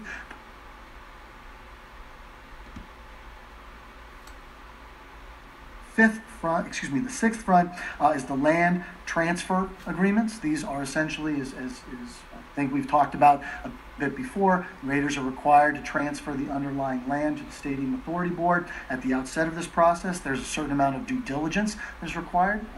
The folks at Brownstein, Hyatt, Farber Schreck have worked to create both a due diligence list for us, as well as the transfer agreement that has been sent over to the Raiders organization for their review and comment and to provide that additional information as well.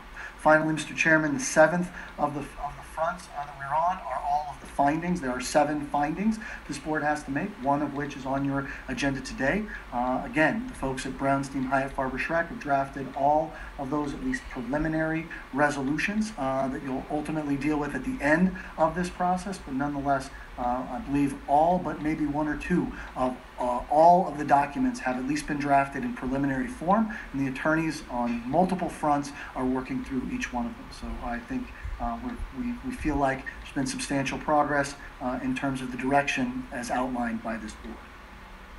If there's no questions relative to the documents, Mr. Chairman, I'd like to turn it over to Brian Haynes to provide just a brief update, both in terms of some of the administration, in terms of registrations on the website, as well as where we are in terms of revenue collections on the room tax. Thank you, Mr. Aguero. Any questions for Mr. Aguero on the documents from the board? We'll start to see kind of a waterfall of documents over the next well, really at the August board meeting.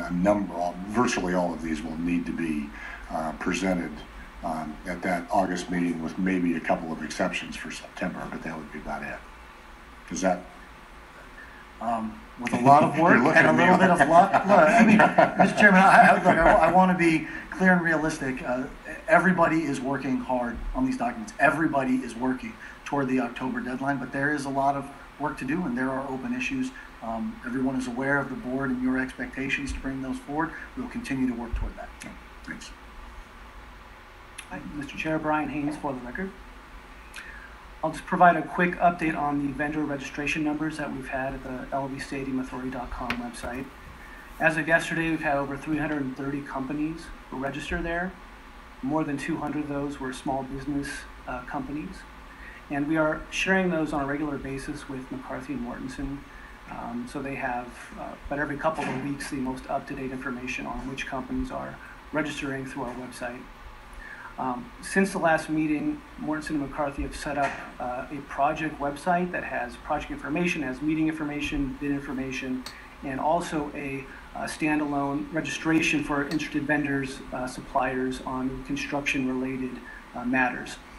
So we have added a note on the vendor registration page for the Stadium Authority that directs construction vendors. I have to chime in here because that fellow is talking about one sheet, but the simple fact of the matter is on the Mortensen McCarthy page, they have over 600 vendors names there. Just 600, okay? Just letting you know that. Also, the non-relocation agreement was not mentioned. Again, the non-relocation agreement was not mentioned. Keep that in mind, okay? Here we go. I encourage anyone who's interested in the project to go there. You'll find a bevy of information and probably answer most of your questions. And with that, if there's no questions, I'll move on to the next item.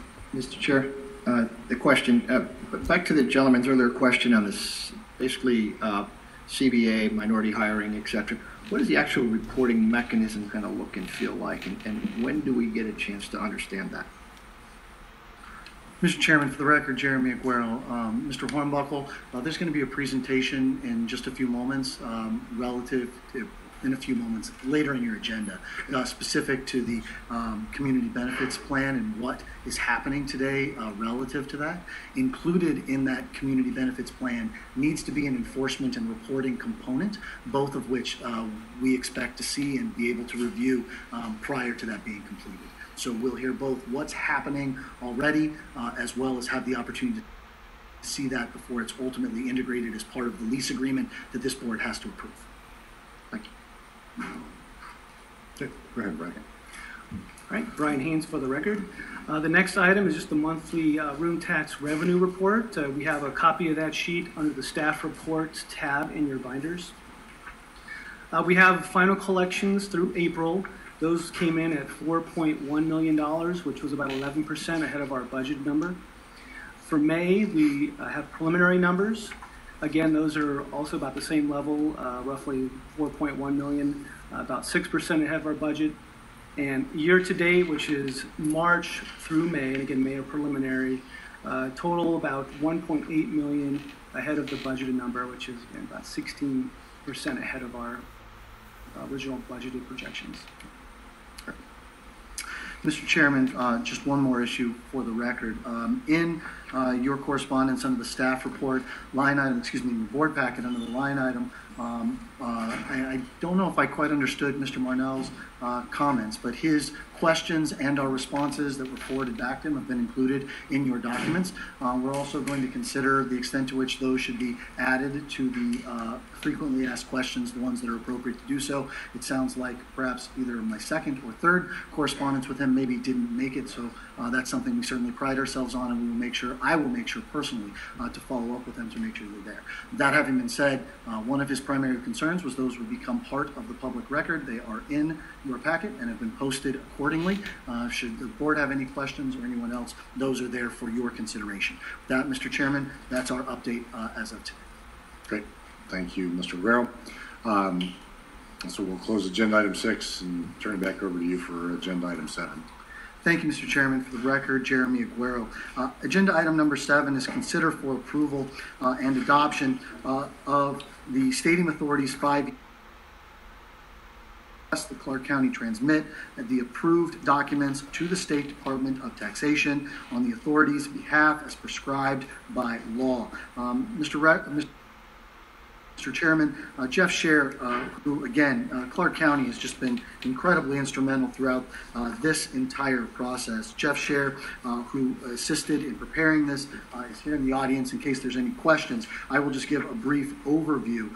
Capital improvement plan is required by all public entities that expect to have capital outlay, is required by the Nevada Department of Taxation. The documents that have been included in there reflect our expected capital outlay of $750 million.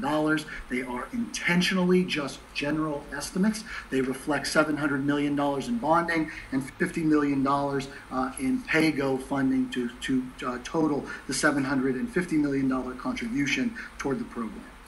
Page 2 of that document includes a brief summary of the capital projects, which for the stadium, the documents as the premises. There's a revenue and expenditure schedule on page 3.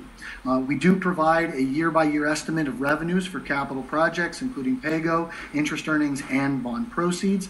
Interest earnings are estimated at a conservative 1% for obvious reasons to be conservative. Transfer amount reflects estimated room tax proceeds to be collected both before bonds are issued and then to pay using the proceeds of the bonds. Expenses provide a year-by-year estimate of capital expenditures on the stadium project. Note again that these are very preliminary based on what we know today. With that, Mr. Chairman, I'll leave that for the board's consideration.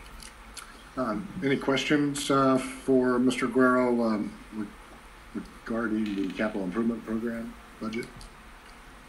If not, I would entertain a motion to, are we just approving or also directing the disposition of the document? We would need approval and direction to staff to have Clark County transmit the approved document to the State Department of Taxation on the authority's behalf. Thank you. Anybody want to make that motion? For the record, Ken Evans, so moved. Is there a second? Second.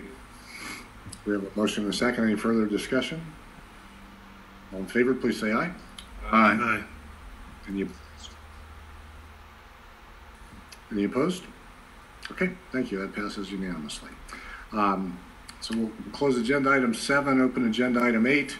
And I'll try and introduce this at, I think 2 meetings ago. I discussed not only our sincere appreciation for what Mr. Guerrero and the folks at Applied Analysis do for the Stadium Authority Board, but also the fact that I felt at the time that we had reached a point where we were significantly taking advantage of the relationship and Jeremy and his people's commitment to making sure that the Stadium Authority process worked and that he was doing everything that he possibly could to move forward, often without being compensated for that.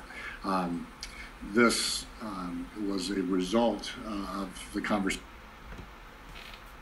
conversation that we had at a board level at that time. Frankly, I don't know that this will allow applied analysis and but it is the extent to which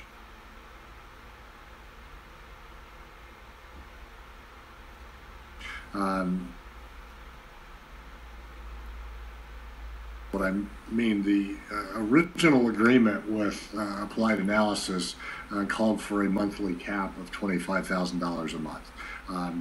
Mr. Guerrero and his people invoice us on an hourly basis at their normal hourly rate, and the invoices that we receive are typically between twice the $25,000 cap and 4 times the $25,000 cap, which is just indicative of the amount of work that applied analysis is doing for which they are not being compensated.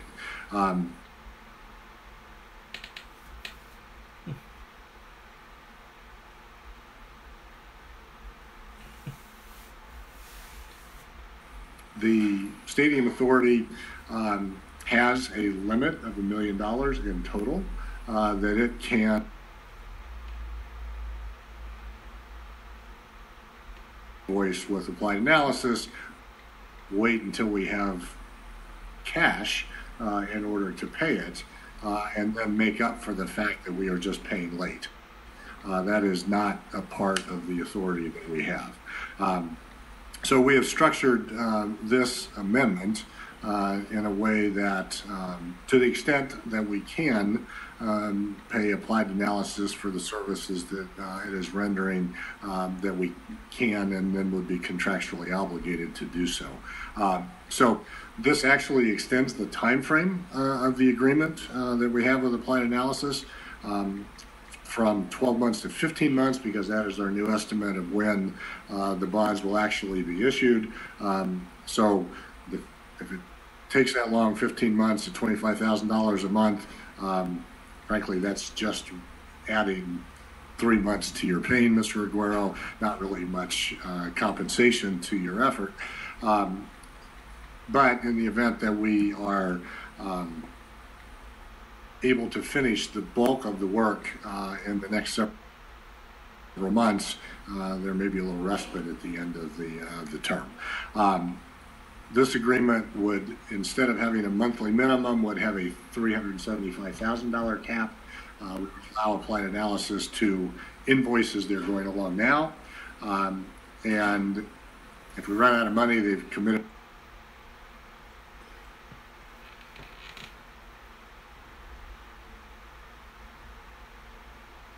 to continue to work remaining at that period of time, and there may be some amount remaining, although we have committed into the low $900,000, maybe mid $900,000 amount at this point. That money would then be available to compensate applied analysis for work that they had done for which they had not been compensated at the discretion of the board. So I'm happy to make any or try and answer any further questions you have if you have them, and if not, I would entertain a motion. Mr. Chair, Bill Hornbuckle, for the record, I'd make a motion to approve. We have a motion and a second. Is there any further discussion? Hearing none. All in favor, please say aye. Aye. Any opposed?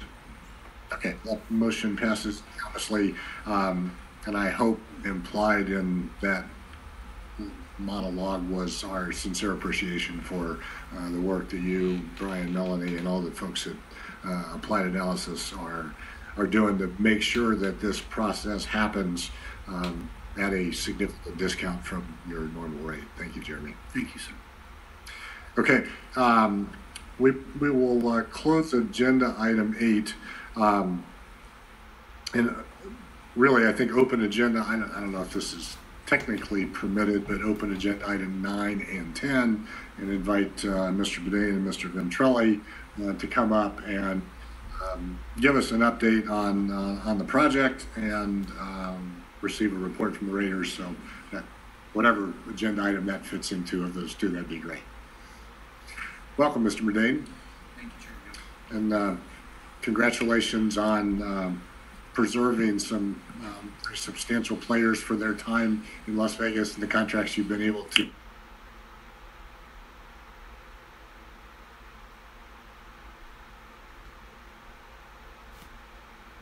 Okay. You can,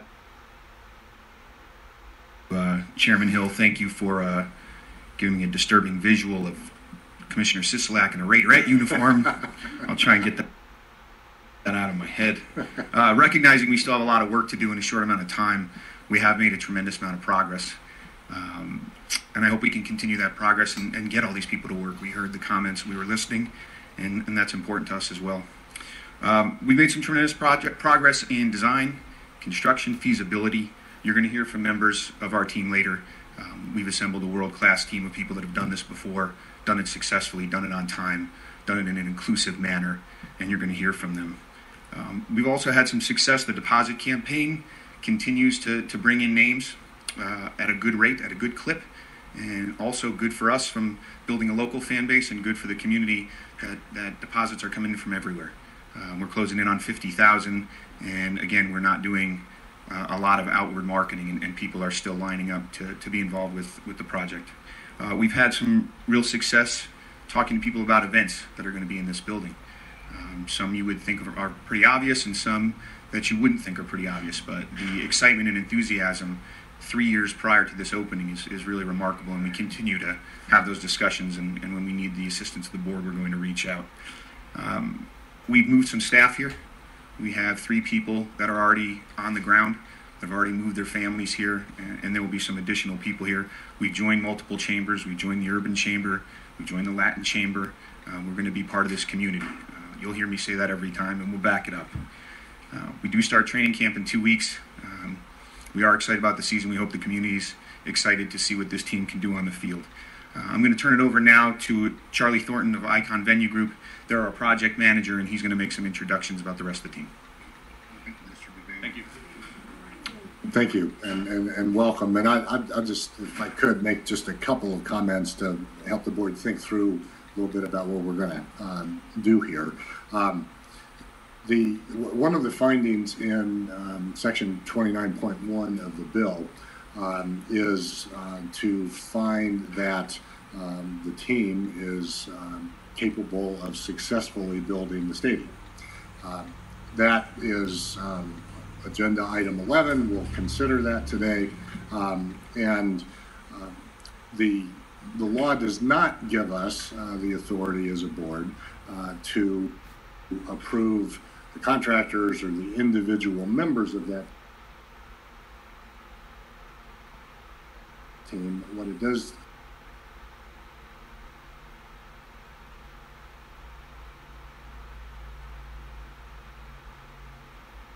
judgment. So I want to thank all of you for being here today. I want to thank the Raiders for agreeing to allow their team to come and explain, who you are and what you've done. It's important for us that we understand that. I know many of us know many of you, but it's also important for the public. So thank you for being here, and I'll turn it over to you. Thank you for the opportunity to be here, Mr. Chairman and members of the board. I know we have some slides that are going to pop up here as well, just to help reinforce the group and who we are. That's cheating and getting it a little bit ahead. The other one. There should have been 2 slide presentations.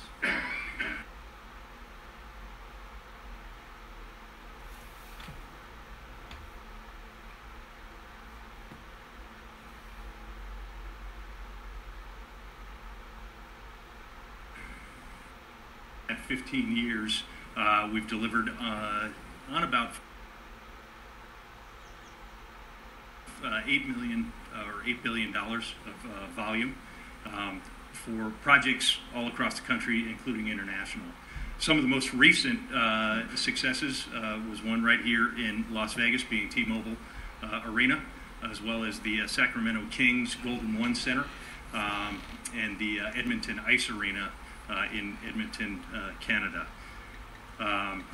Currently, we have approximately 14 projects under construction around the country, including the Golden State Warriors, a project for the Milwaukee Bucks, renovation projects at Wrigley Field for the Cubs in Chicago, and a host of other active projects that are in early development phases and slated to be completed over the course of the next 5 to 6 years. So we know the business well. We have a lot of experience with the folks that you see standing in the room here today, and believe that this team that has been assembled is world class. There is no question that this group has been there. They have done this, and they have been able to deliver on projects of this magnitude, scale, and ultimately for the multi-use arena that we are building this facility for. I guess we're going to skip the slides. So, and they were just, it's simply an org chart. And the org chart just overviews the structure for which we will be operating. Without that visual, if you can think about the board and the authority sitting at the top of the pyramid, we've got the raters acting in the development role, and below that we would have icons. So we would be acting and working very closely with them, but also working very closely with, there it is, perfect. We'll skip over some of the stuff we've covered. That's just a quick map that shows some of the projects that have been completed over the course of the last 15 years. Again, numerous leagues and different environments that we've worked in. But this is the important slide. Again, just understanding the hierarchy and understanding of how the players will interact. Icon sits in the middle and really becomes kind of the downfield blocker for the project. Understanding what the issues are, the challenges, and helping this team to be able to move forward. So that takes us to the project. Bring an incredible level of creativity and innovation to the process. Their efforts really set the framework for the project, and throughout that remainder of the process, they stay intimately involved and make sure that the design intent and all of the design aspects that needed to be part of the project ultimately become part of the project. Taking that to the next level is HNTB. Practicing sports with focus on football for over 40 years, HNTB has a deep knowledge and understanding of these types of buildings, which is radically important to make sure that we end up with a facility that it has great revenue potential, has a great fan experience, and all of the important features that it takes to have a successful project. To backtrack for just one second, I did want to mention that other notable projects that the team is working on, David is currently working on the Chase Center over in San Francisco, recently completed the Moscow VTB Stadium and Arena, and also was involved with the Brooklyn Nets training facility. HNTB's roster includes the Denver Broncos, the 49ers recent Levi Stadium, as well as recent renovations to the Citrus Bowl in Orlando, Florida. Continuing on, we've got other project members. You'll see CSL and Legends. They bring a vast knowledge of different projects, but really look at it from the analytical side and provide valuable insight and information to the team to make decisions on different aspects of the building, whether that be number of suites or layouts of suites, number of people within suites, all important factors to ensure that we create a successful building. Moving on to the contractor side, Mortensen, as we've talked about, working in conjunction with McCarthy. over the last 25 years has been very, very active in the sports construction market, recently being named the #1 builder of sports projects in the U.S.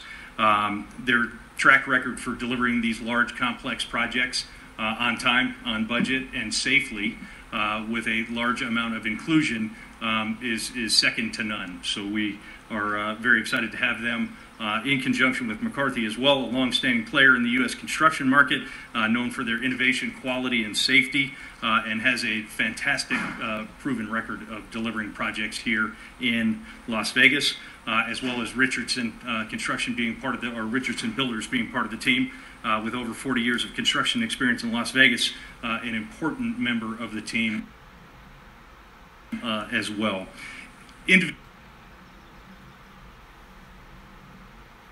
World-class facility to Las Vegas in the summer of 2020. With that, this is members of the team, and we're excited to be here. We're excited about where this process is and where it's headed. Any questions for Mr. Thornton? Mr. Hornbuckle? Thank you. Sir, I'm sorry, that's not permitted. Thank you, Mr. Hornbuckle. I think only one, I think it's been answered. I see Bill Richardson standing over it. Will Bill be the local liaison with county and all things that need to get coordinated and understood from the, you have a world-class team here, no doubt. But getting things done in any community differs. Is that Bill's remit and responsibility to accomplish that? It will certainly be an interactive experience. Right now we're in the infancy. We have ongoing meetings taking place with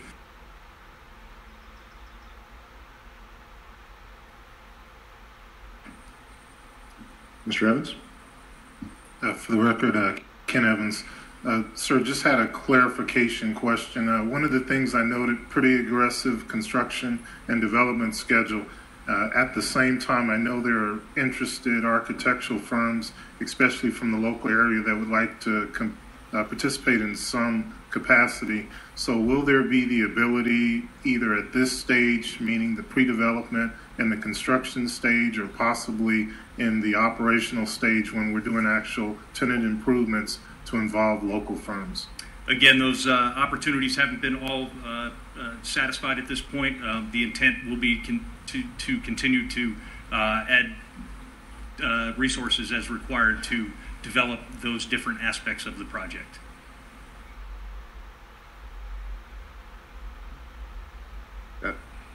Yeah, okay. Any other questions? So as we consider moving into agenda item 11, is the board satisfied that they have enough information in order to properly make that determination, or is there anything else? I just want to make sure everybody understands that I'm going to ask that question in 11, and want to make sure that you take the opportunity to ask any questions you may have. Ms. Jones-Blackhurst, do you have a question?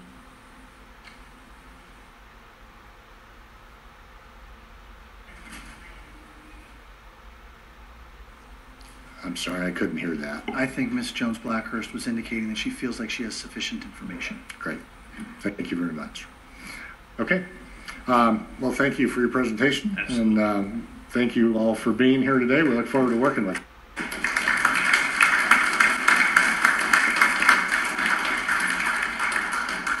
Okay, we'll close agenda item 10, open agenda item 11, which is the consideration for approval of a finding that the Oakland Raiders have demonstrated to the satisfaction of the board that they, along with their development team, were able to successfully develop and construct the Las Vegas Stadium project.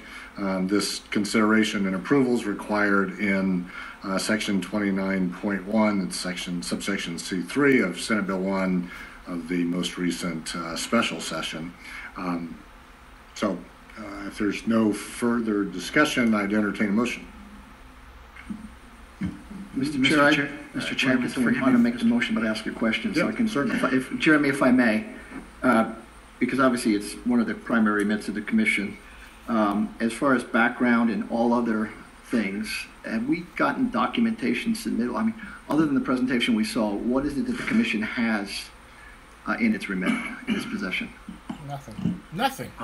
Mr. Hornbuckle, can you just restate your question for me? I want to make sure that I'm answering the appropriate question. So to the extent we understand each one of these enterprises and entities, and I think we do, pretty straightforward. I just want to understand if the commission has received anything else other than the representations that we have here before us today. No, sir. Other than the information that has been provided here, that has been the total of the submission thus far relative to the development team. Okay. And is it advisable that we, not that we don't take action, but that we follow up by getting some additional information? I think it'd be a wise idea. Mm-hmm. Certainly. And I think we can request that the raters just provide the documentation of the resumes and the background of the team partners as backup for the decision. With that being said, I would make a motion for approval. Mr. Chairman, if it would please the committee and the person making the motion, I think we might want to revise it to say the Oakland Raiders or their development affiliate in the document, just because that entity ultimately will be the one that's considered, just so the board covers all of its bases. Yeah, perfect. Okay, great. We have that motion. Do we have a second? Second. Several seconds. Okay, any further discussion? All in favor, please say aye. Aye. Any opposed? Okay, that passes unanimously. Thank you.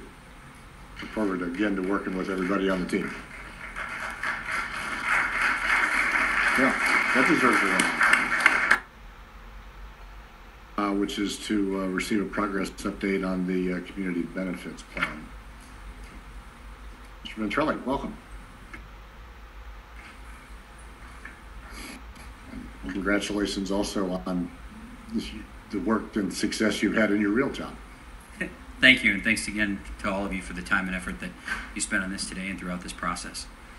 As we've sort of discussed several times, and as the board certainly knows, SB1 contains a requirement, a 15% local requirement, and a requirement that the developer establish a community benefit plan. So we've been asked to provide an update on the status of that plan. The most important thing to say about this plan is that the Raiders take this obligation very seriously. We embrace working within the outline of the legislation and meeting all of its requirements, and have made that a priority in this process. In order to do that, obviously, much of this plan is implemented through the contractor. So the selection of the contractor was an essential first step to understanding what the plan would look like. That contractor, Mortensen and McCarthy joint venture, has been in place now for about a month. Immediately with the establishment of that contractor, the creation of this community benefit plan was made a priority, and it was part of our first discussions with them when they became engaged on the project. To that end, we've worked with Mortensen, McCarthy, and our attorneys to sort of synthesize 4 different inputs to come up with the first cut of the plan. Those inputs are a document that was signed during the legislative process that was drafted with our input during that process in Carson City, outlining community benefit components. A discussion that was referenced earlier in Jeremy's comments with Senator Ford about priorities and things of importance to his constituents and the state generally, and a dialogue with Mortensen and McCarthy about their experience on these projects, what these plans look like, what reasonable expectations are for what they should contain, and finally a review of other community benefit plans on similar projects to understand what reasonable expectations were in a project of this scope and of this type. So we asked our attorneys to synthesize those 4 inputs and create a plan to accomplish those objectives. We recently communicated that draft to the attorneys for the Stadium Authority Board, and that's under their review at this time. As I mentioned, much of this, particularly in the construction phase, is implemented by the contractor. So in addition to communicating the background behind how that came together and its status, we thought it was important for you to hear directly from the contractor. So we have Lynn Littlejohn here today, and we're excited to have Lynn on the project. Lynn is the Director of Community Affairs for Mortenson and McCarthy.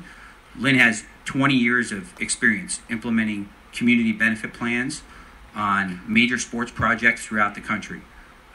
We're enthusiastic to have her here and appreciate the enthusiasm of everybody from the public who is here as well, to whom this is a priority. So I'll introduce Lynn.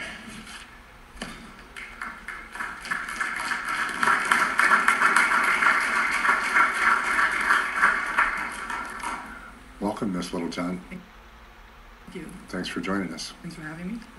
Again, I'm Lynn Littlejohn, Director of Community Affairs, Mortenson McCarthy. I'm Chairman, board members, pleased to be here to present you the SB1 legislation, and greater than that, to engage the local community in this project, both businesses and residents. So I'm just going to walk you through the plan. And what our components are that we've outlined in the community benefits plan obviously is the SBE participation, workforce diversity, ensuring that the local community, local residents are involved in the building of the stadium, community engagement to make the community aware of all the opportunities that exist on the project, both from a procurement standpoint, from a workforce standpoint, and other engagement items. Technical assistance and mentoring is important to help the small business community grow and develop, enhance their capacity. So we'll talk about that a little bit. If I could ask you to just pause for just a second. We've got a microphone problem, I think. Okay. It kind of stopped working. If that one doesn't immediately come back on, could you try that one? Sure. Thanks. Is that better? As soon as somebody turns it up, it will be, yes. Thank you. How about now? Okay, perfect. Like I said, I'm here to provide you an overview of the community benefits plan to satisfy the requirements of the SB1 legislation, and more importantly, to engage the local community in the project, both from a business perspective, in a workforce perspective, to engage the residents. So the components we've outlined in the draft plan are around the SBE participation, workforce diversity, ensuring that the local community, local residents are actually part of the building of the project, community engagement, which really is about information flow and making sure we communicate timely and often, so the community is ready and available to take advantage of the opportunities that exist on the project, both from a procurement perspective and a workforce perspective. Talk about technical assistance to help small businesses grow and develop and enhance their capacity during this project. Internships to expose youth to our industry and to the career options that exist in our industry. So as it relates to the small business participation, I think you're aware that the SB1 legislation identifies a 15% SBE goal and also goes further and outlines what constitutes a small business, as you see on the slide. And so what our strategies are in terms of making sure we maximize the opportunities for small businesses here is really first and foremost to identify those firms so we know who is in this marketplace. We have started that exercise. I've been here, I've met with most of the contracting organizations in town, the different chambers here in town. As mentioned earlier, we have established our project website and have a vendor profile form there that we have had hundreds of firms already enroll on. We've gotten, again, as mentioned earlier, absorbed into the list from the Stadium Authority's website. And so kind of creating a robust list of firms who have capacity in all scopes of work to be able to communicate to them, be able to forward that information on to first-tier proposers who are looking to find firms to help them achieve the SBE goals. We're also talking about how do we then, with our procurement strategy, their capacity levels are. So we're making sure that we marry our procurement strategy with their capability and capacity in right and sizing procurement. Collaborating with organizations, as I mentioned earlier, we have met with most of the contracting organizations here in town, other organizations. We have also, Mortenson McCarthy, become members of the NAMC, WeBank, the Urban Chamber, the Latin Chamber. So we are here more than just as a builder, but we really want to be a community partner also. And then also we are facilitating partnerships. I'm sure you're most of aware that our first procurement package is on the street currently. We held our first pre-bid meeting yesterday, and also part of that was an SBE meet and greet for all of the firms who anticipate being first-tier proposers in those scopes of work, to be able to meet and engage and network and talk about how they can facilitate. We've heard a lot of comments earlier during the public comment section. I think we're very committed to ensuring that it is the local community that builds this stadium, and that talking about that being from a perspective of obviously local residents, women, minority, veteran, LGBTQ, and so that commitment exists. We have experience on projects all over the country, ensuring that it is the local community that builds it, and make their commitment here that will be the same on this project. Community engagement is really all about information flow and making sure that information gets out available immediately and often, so that businesses are ready to take advantage of the procurement opportunities. So we have made sure that we are notifying all the different contractor organizations of every procurement opportunity when it is released. We are having pre-proposal meet and greet meetings, as I've mentioned earlier, and then we are advertising in community newspapers to make sure, again, that just all the information is out there, so no one can say that they weren't aware in a timely manner to be able to afford themselves of the opportunities with regard to where we are on procurement. And this community engagement, I will say, will be ongoing throughout procurement of the project.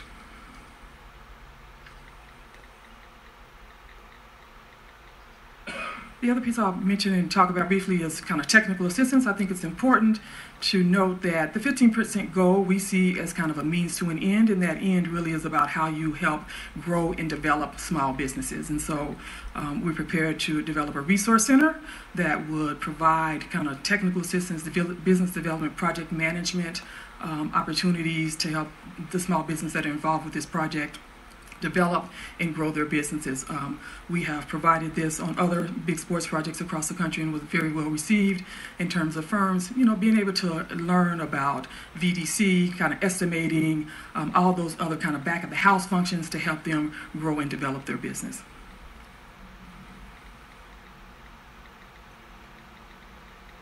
Now, I mentioned earlier about internships. We believe it's imperative to engage youth into our industry and make them aware of the career opportunities that exist, both from a trade perspective and a professional perspective. So we are prepared to offer high school and college students paid summer internships to come and spend time with the projects teams and find out really kind of what engineers do, what architects do, how we all engage and interact with each other to build these complex but fascinating projects. So that in a nutshell is kind of the core of the community benefits plan that we've outlined. I think it speaks to the spirit of the SB1 legislation and really engage this community in a meaningful and significant way and have them be a positive part of this project. One other thing I'll comment on, even though it's not a slide, is regarding the monitoring. We have a very aggressive monitoring and tracking process to ensure that the commitments that are made, both from a business perspective side, both from a workforce perspective side, are realized, and that the firms who make those commitments follow through and do what they say. That tracking is done monthly. We track contracts awarded, who the firm was, what the scope of work they're going to do, what their contract value is, and then on a monthly basis, ensuring that that payments are being made to those firms as they are doing that work. On the workforce side, we would track hours worked by trade, by gender, by ethnicity. We can do zip codes. So all different kind of components in terms of being able to provide information to you and to the public about really how we're doing with respect to the community benefits plan. With that, I'll stand for any comments or questions if there's any. Thank you, Ms. Littlejohn. Board have any questions? That's appropriate. Board have any questions for Ms. Littlejohn? Mr. Evans? Yes, first of all, what I want to do is start out by saying thank you, because I want to put it on the record and I'm wearing two hats now. On the one hand, I'm wearing a hat as the Stadium Authority Board member, but in addition to that, I'm also wearing a hat as the president for the Urban Chamber of Commerce. And I think I can speak for my colleague from the Latin Chamber as well. We appreciate the fact that you've been proactive in your efforts, Ms. Littlejohn, as well as the rest of the team, and look forward to continuing that. From the Stadium Authority Board side, I just want to go through a series of questions. I apologize if they're redundant to past conversations, but again, I think it's important to cover certain things on the public record so that people know that we're looking out for the best interests of the public. The first question I would ask, or a clarification, is, and it may involve the representative from ICON as well. My understanding, based on past briefings, and I've been in construction for 30 plus years for what it's worth, this is going to be done, the project will be done in a design build structure. Is that correct?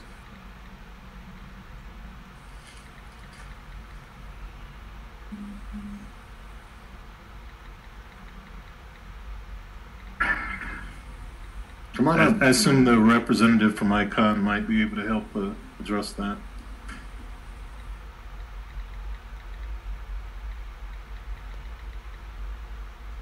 Good afternoon, welcome. Good afternoon. I'm Art Aaron with Icon Venue Group.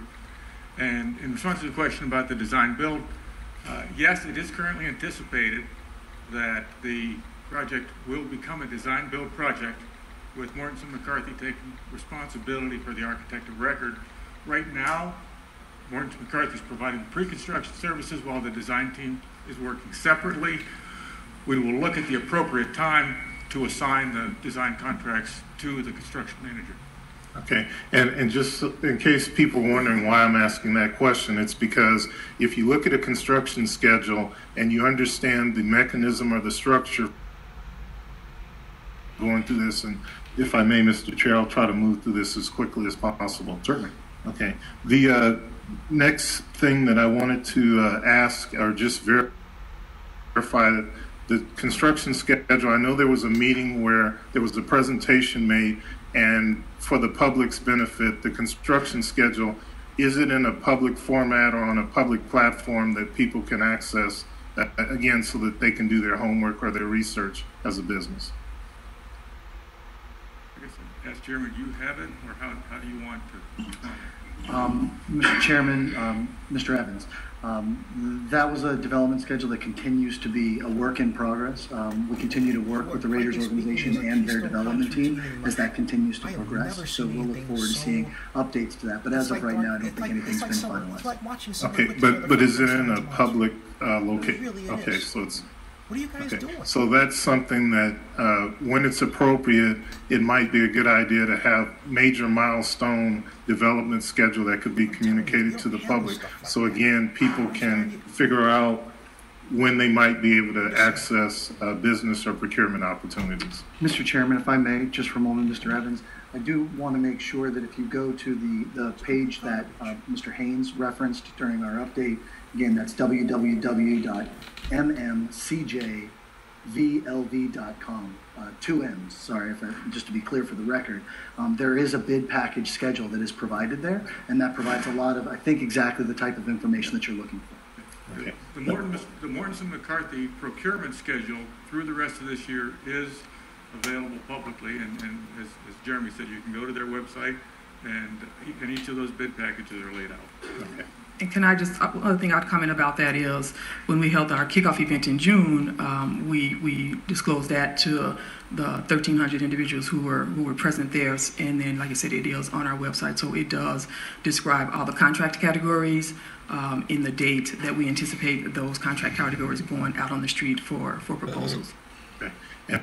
And then my last question here has to do with Ms. Littlejohn. You mentioned the fact that you already will be doing some internal monitoring and tracking at both the business procurement side as well as the workforce side. So I guess my assumption would be at this point is that when we get to the point that we have an executed community benefits agreement plus a community benefits agreement oversight committee, what I would anticipate is that they'll be interested in getting those types of reports and working with you or the designated individual to enforce or monitor that type of information. Yes, absolutely.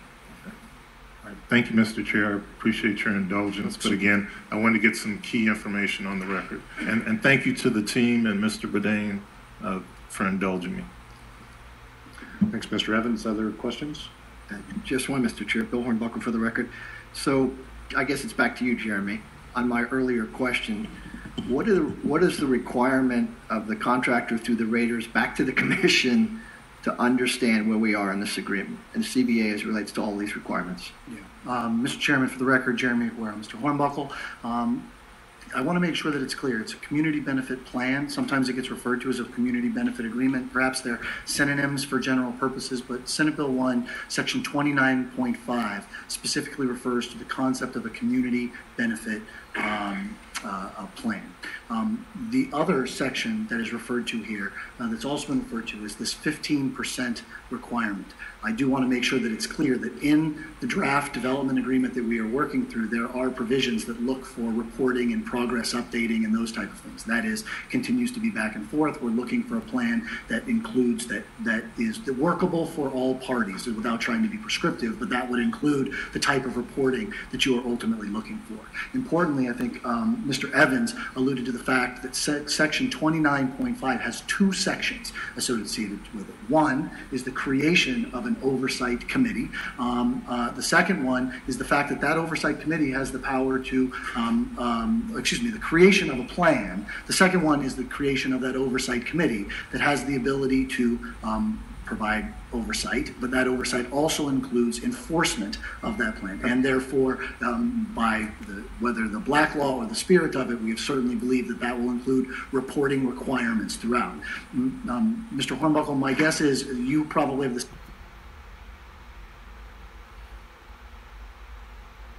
same question that I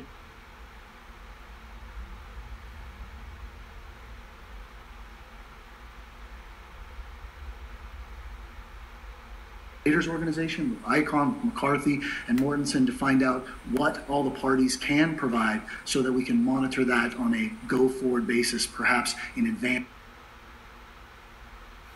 of some of those agreements ultimately being finalized. So while they all need to be there, we're in some ways building this airplane in the air. And so being able to monitor that as we go forward, I understand from your question is important to the committee. And Jeremy, I respect that greatly because I do know what goes into this. The question is, you're going to be here, I think I just heard, for 15, not even 15 months. We've already started this engagement. This project will go on through 2021 in terms of its commitments and beyond.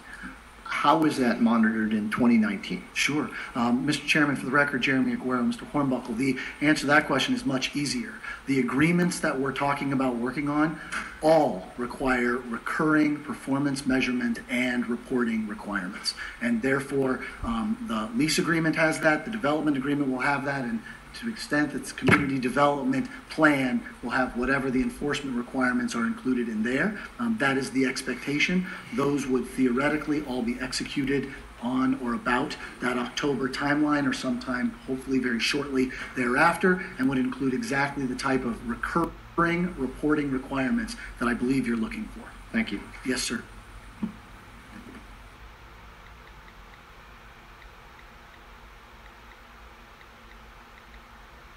Mr. Evans? Yep. And if I may, thank you to my colleague, Mr. Hornbuckle, because just a clarification question. So we'll have the mechanism already in place that we'll need to move forward with to make sure that we meet those same requirements during the operational phase of the stadium. Is that a correct interpretation on my part? For the record, Mr. Chairman, Jeremy Aguero, Mr. Evans, I believe the answer to your question is yes, that the various agreements will cover the various phases of the project, and with each one of those, we will try and include that reporting. I do want to make sure that I'm clear that all of the parties involved have been great in terms of, you know, the outreach piece and how many folks they've had show up to individual meetings. They are giving us some of those performance metrics, or at least making some of those public. So some of that's happening already without any required agreement, and we'll continue to work so that, to Mr. Hornbuckle's question, it happens just as much 10 years from now as it does 1 year from now. Other questions from the board?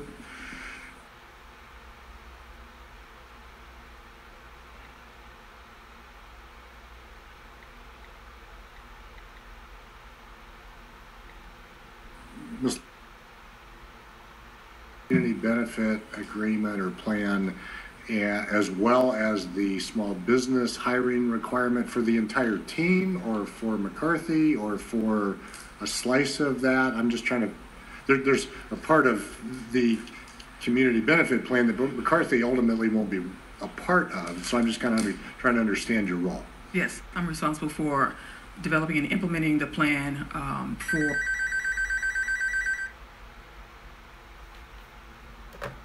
all of the construction. Your resident?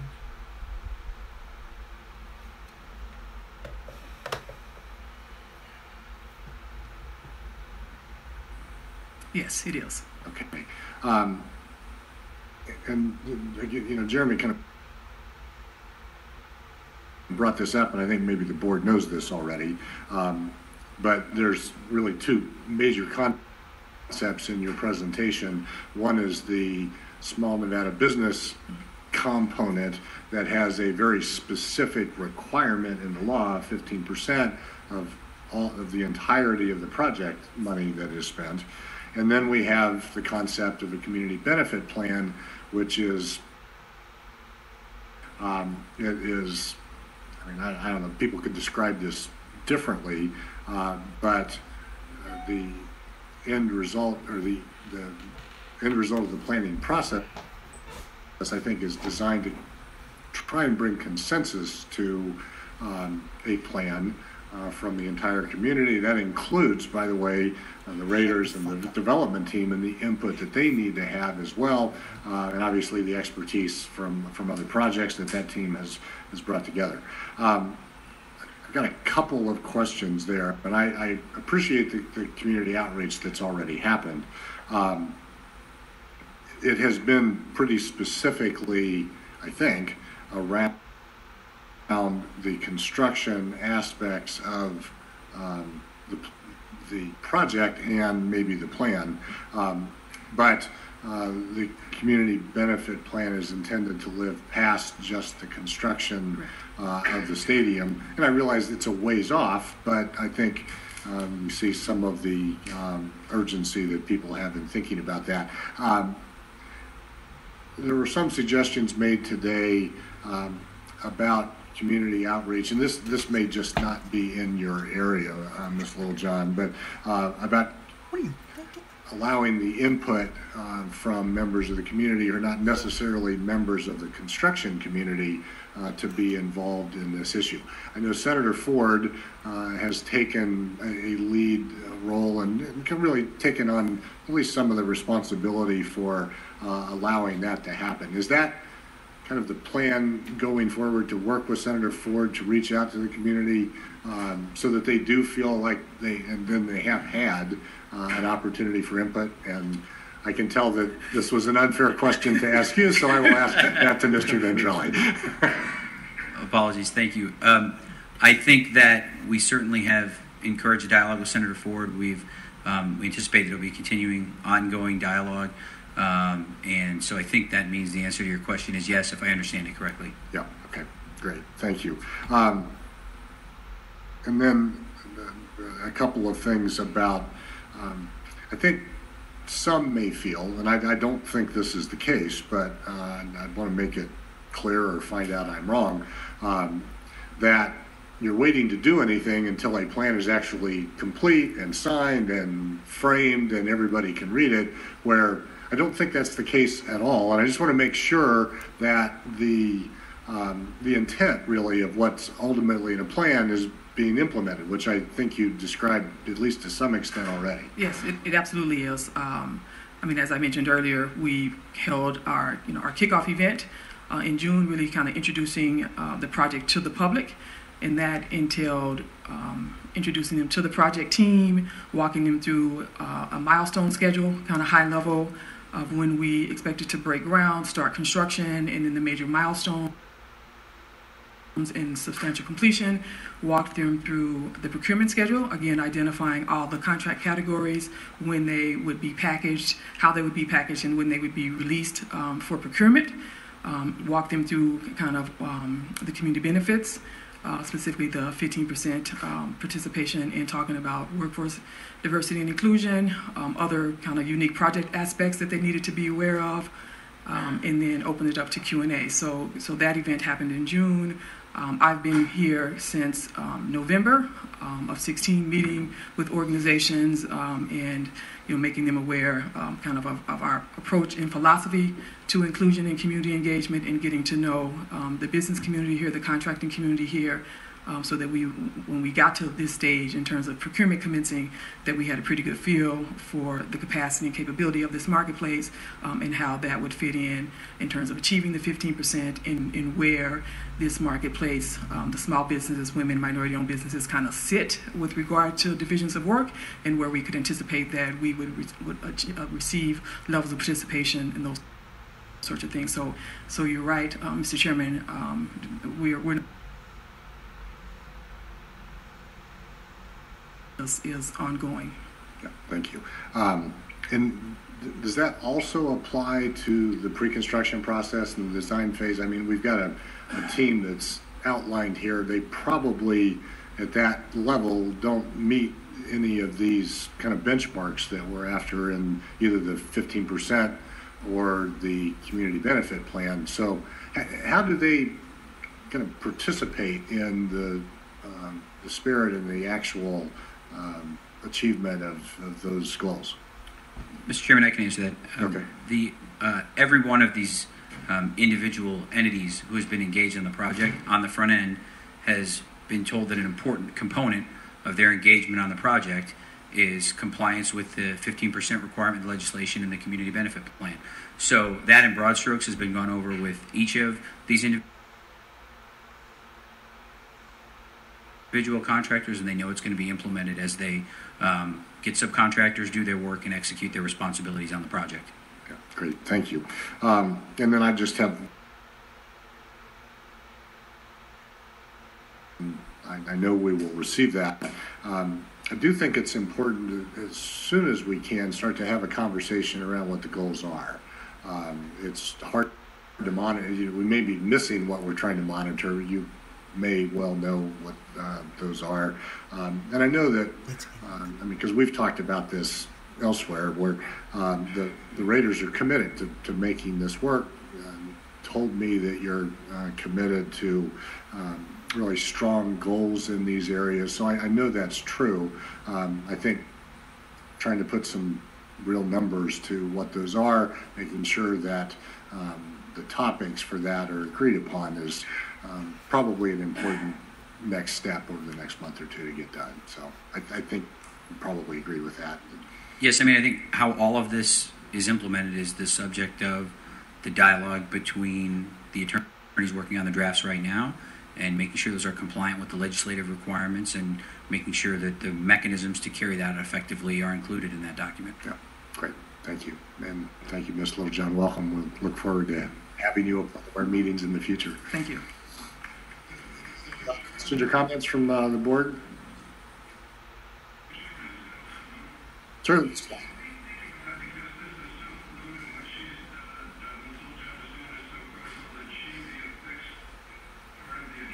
Mike's not working.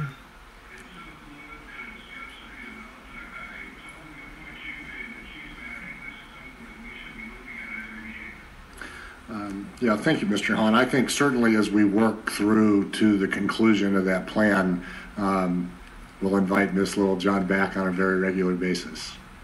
I'd be happy to. Right answer, yeah. And then go on vacation. Okay, thank you, Mr. Hahn.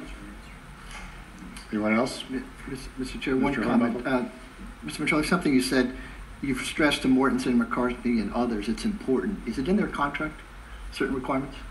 I'm sorry, can you repeat that? Is it in their requirements, minority participation in their actual contracts? You said you stressed it's important to them, having done this. Is it in their actual contracts that they certainly their contracts will require them to comply with the legislation in all respects, including the community benefit plan, which is contemplated by the legislation. Okay, great. Thank you. No problem. Great. Anyone else? Okay, thank you very much. We appreciate it. So we'll close agenda item 12, open agenda item 13, which is receive a progress report on the UNLV joint use agreement. Mr. Guerrero, are you going to do that? Okay. I am. Mr. Chairman, for the record, Jeremy Aguero. I'll make this update relatively brief. There's been a substantial amount of progress. However, I think I can summarize it in a relatively straightforward way. Received preliminary drafts from the Raiders organization. Those have been shared with the attorneys at UNLV who are reviewing them and provide red line comments back. The attorneys will continue to work through that. I do want to express my thanks both to the Raiders organization and the entire UNLV team. Mr. Newcomb and the balance of the folks at UNLV have been incredible to work with and incredibly responsive. The Board of Regents have to approve that before it gets back to this board for its final consideration. That having been said, I know they're working toward that goal, and we have reported to them that the Stadium Authority Board staff is ready, willing, and able to assist them in whatever way they feel is necessary. So we look forward to continuing to work with them and keeping this board updated on that progress. Great, thanks, Jeremy. Any questions for Mr. Guerrero on that? No, just Mr. Chairman, just a comment. Mike Newcomb for the record. Thank you to Jeremy and everyone, but you're correct. Everyone at UNLV is working hard on that, and don't see any hurdles. Expect some.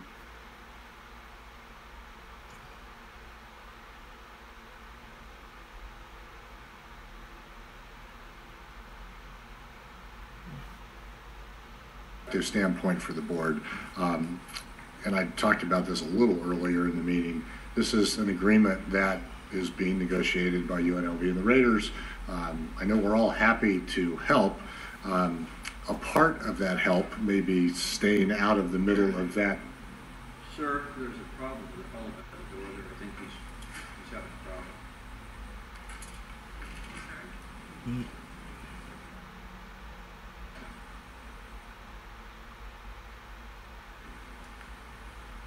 What? What's going on? Uh-oh, check Twitter. Okay, great, thank you. Thanks for pointing that out. So as I was saying, we're happy to help. Sometimes the best way to help is to stay out of the middle of the conversation. We certainly don't want either UNLV or the Raiders to feel like they have to negotiate with two different bodies.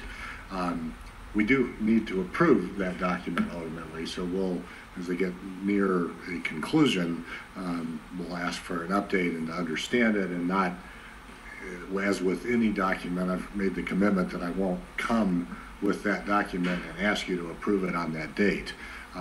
So we'll need to look, see what that progress is, but they're working diligently on it. We have been in a part of those conversations to the extent that it's been helpful. So thanks, Mr. Guerrero. Okay, we will close agenda item 13, open agenda item 14, which is public comment. To any member of the public who wishes to be heard. I think I should have packed a lunch. Patricia Martinelli Price, one of the things that I want to say, because I have been going to all their meetings, I work with a lot of small businesses and veteran-owned businesses. when she said that in June they had an open discussion that people could talk, that is not correct. There was 15,000 people at, 1,500 people at Green Valley. There was 1,300 that were allowed to go in because it was capacity. And they said they were not going to have any kind of question and answer because there were so many people. So I was there yesterday for the event and there was questions asked. But my concern is not even that. I'm saying as a taxpayer from the county with several businesses, plus personally I live in the county, 15% is really, to me, is kind of a disgrace and a disrespect to this community that they have to, at this age in 2017, and minority is not the right word now. It's actually called small businesses and community. That's what we're doing in Washington, D.C. It's about the community, which is the human family plus small businesses. But 15%, I think, is really not enough. And how are we going to go ahead and make sure that it is going to the communities and they are hiring businesses from the community? I know you have the unions and the chambers. I belong to all the chambers. Did I get my information to this stuff from the chambers? No. I actually do my own research because I do lobby and actually represent companies, including Fortune 500 companies throughout America. That's how I found out. Another thing is all these wonderful people that are doing this project, how many really companies are based in Nevada? I mean, that's the problem that we seem to have every time we build something.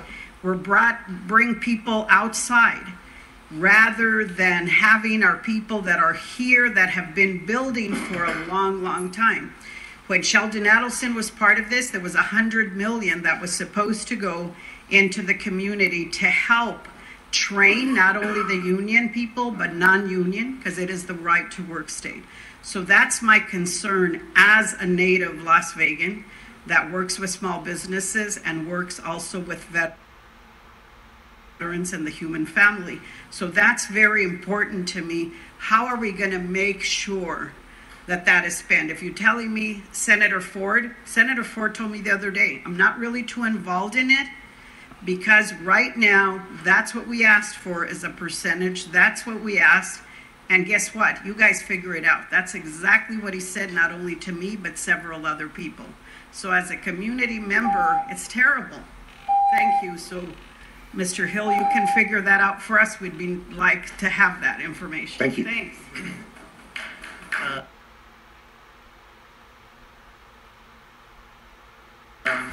Good afternoon, Mr. Chairman and member of Architect of Record. I've been told to go talk to this person, talk to that person, not getting any answers. I've tried to reach out to the Architect of Record twice. I have got no response. I've been to all of the meetings. Actually, Paul and Lynn probably see me coming and say, oh, here he comes again. But I have to because I'm advocating for all of the professional services people. Yesterday, the actual schedule said that they are 25% for design development. The bid package is due the 31st of July. The 50% is due in September 1st. 75% due November 3rd. 100% design due December 29th.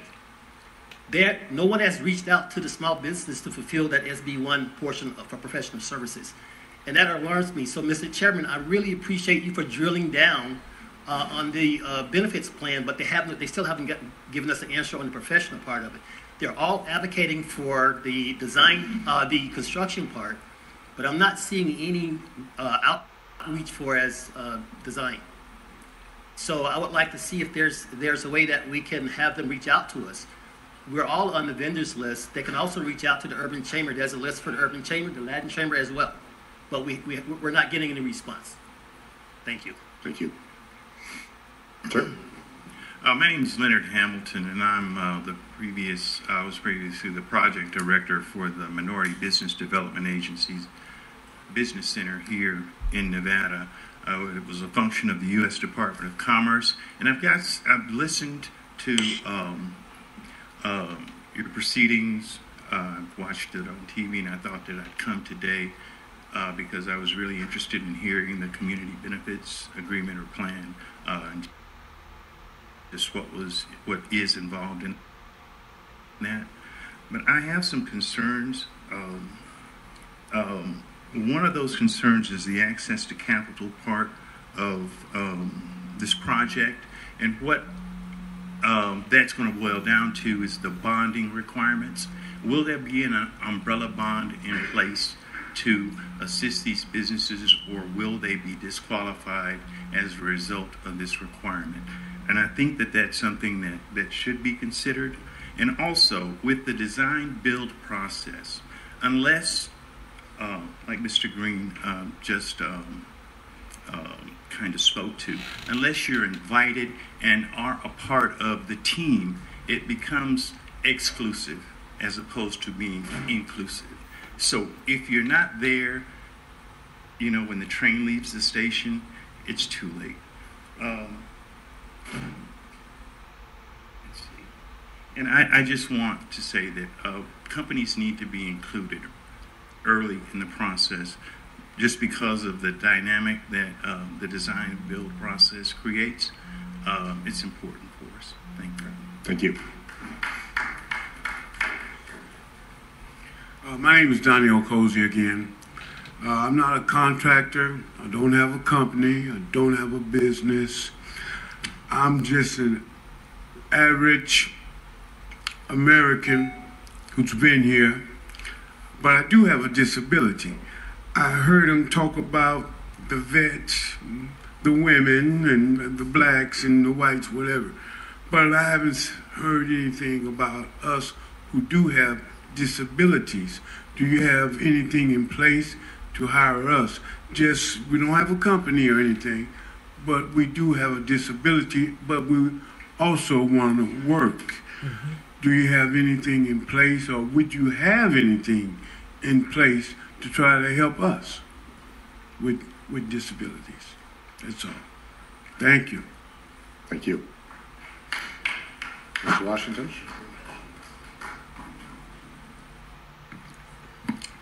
Stanley Washington, back with part two. In front of you, well, let me back up.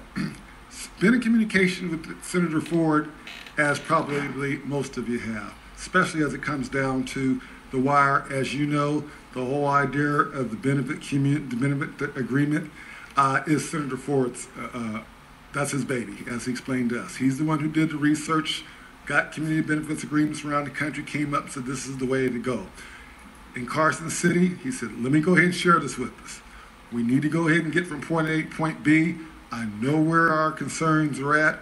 I'm incorporating that in my community benefits agreement. I'm having those discussions with the developer at that time, which was Sheldon Ellison in the Sands Court.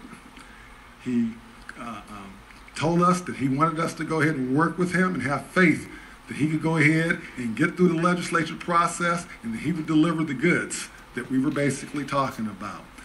That, and then he shared with us a little bit about the discussion that was taking place with Andy Abood. Positive discussion there. Those discussions there included a $100 million contribution from Sheldon Ellison. $105 million to be specific, okay? Something he said, Stan, we've got to work out in the community benefits agreement. If I go mention something like that to this legislature, it'll be done. So we agreed that he would go ahead, and after letting us know that those are the things that they were going to be in that agreement, those are the things that Andy Abood was going down the path with, we stood behind the passing of SB1 and the $750 million. We could have very well imploded in Carson City, put in a nice show for the NFL owners. We didn't do that.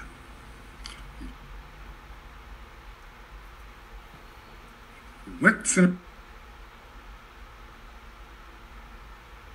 Things that we were talking about in the deal that hinged on the vote are out the window. The Raiders said we starting all over again. They could give a damn about what Sheldon's deal was. This is per Senator Ford, okay? We have to start all over again on the negotiations of the community benefits agreement. All of what we talked about, the vote heads out the window, all over again.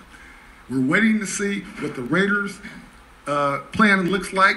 He hadn't seen it yet as of last week. I don't know if he's seen it now. I assume it's coming forward. When will we see it?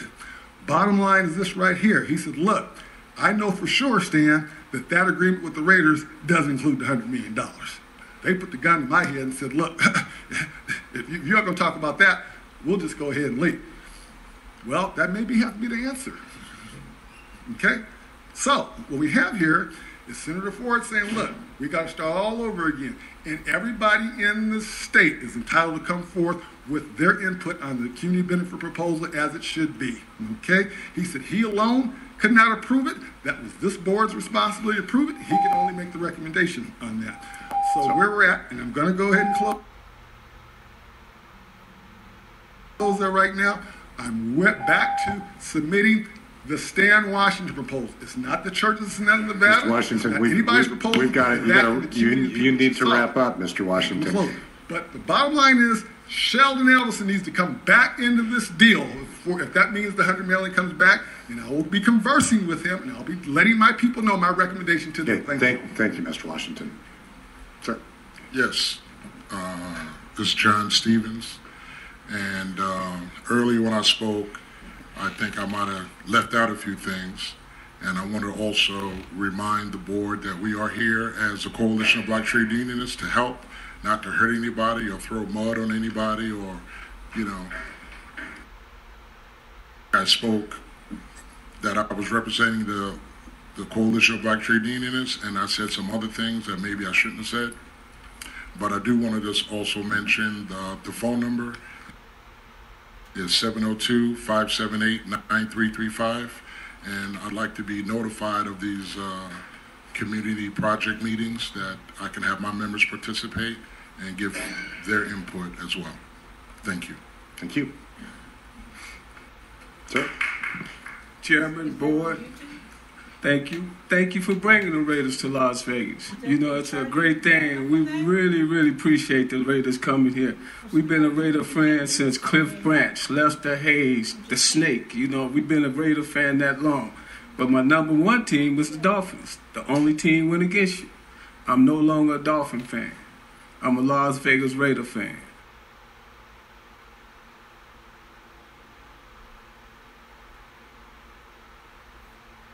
But as genocide, it's wiped out because they thought the stadium was going to come down there. So by it being wiped out, did nobody get wiped out but our people? And now we down there on Main Street, Las Vegas Boulevard, on Owens, and we homeless. So now you're bringing all these jobs here, and we're not even guaranteed to get one. If you look at the freeways right now, probably not one person working on that freeway is from Las Vegas. You know, so I keep coming to the board meetings. I've been here a few times, and you guys are doing a good job. You guys are trying to bring the Raiders here. I know they're coming. We're a Raider supporter, but we want you guys to support us. You know, we still getting the bottom of the barrel of everything that's coming in Las Vegas. And this time we decided to take a stand. Because like the Raiders in the NFL, they don't play. We don't either. We just need jobs. We need help. And we support you guys 100%. I run a youth foundation called the Dog Catchers Youth Foundation for 36 years.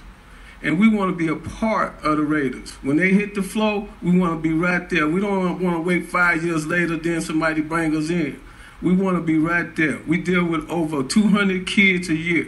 You can go on Facebook, you can check us out.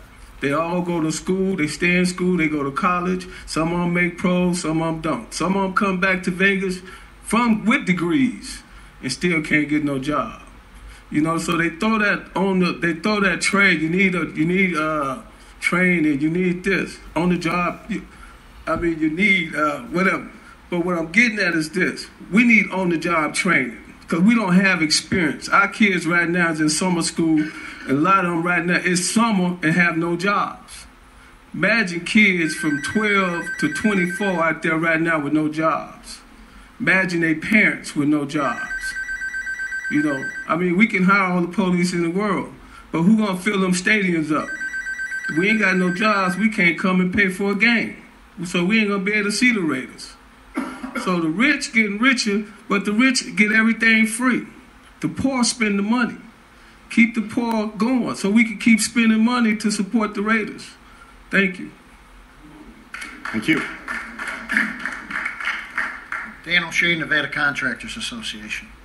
You know, it gets a little frustrating sitting back listening to a lot of the misinformation that happens in a meeting like this.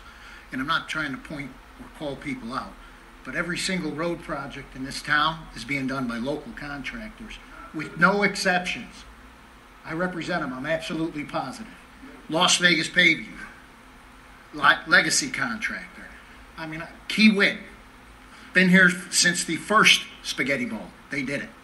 So, I mean, it's just a ton of misinformation.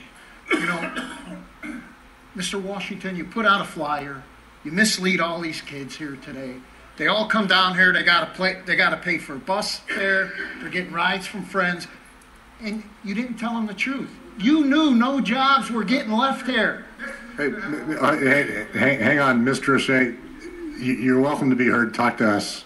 Yeah, I apologize. And Mr. Washington, you've had your time. I apologize. It's just frustrating. I'm out front, standing out there taking a break, and I'm listening to guys that are really, really upset. So we're pointing them over to the table to go sign up with the laborers because there's your shot. When you talk about on-the-job training, every single apprenticeship in this town has on-the-job training. They go to classes 4 weeks out of the year. Every other day that they're available for work, and there is work, they get on-the-job training. And we keep making these inferences like nobody's put any energy into trying to get the 15% not only matched, but hopefully above it. People have been on the ground doing this for a while. So if you're not plugged in, come and see me. I'll be glad to plug you in. I'll tell you where the meetings are and what's going on. But I'm telling you that the Raiders and the two contractors involved in this project have put more energy into this, and they have a huge plan. I mean, give them a shot.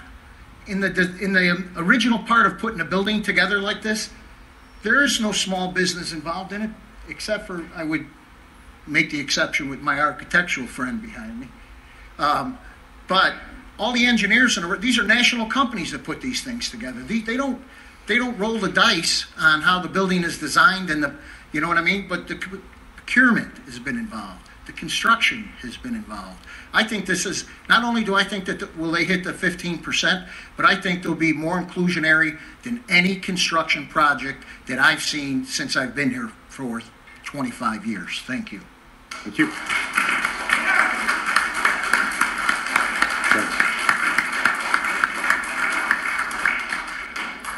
Brad Carson, Jobs Great Peace. Second round. There's a difference between local hiring.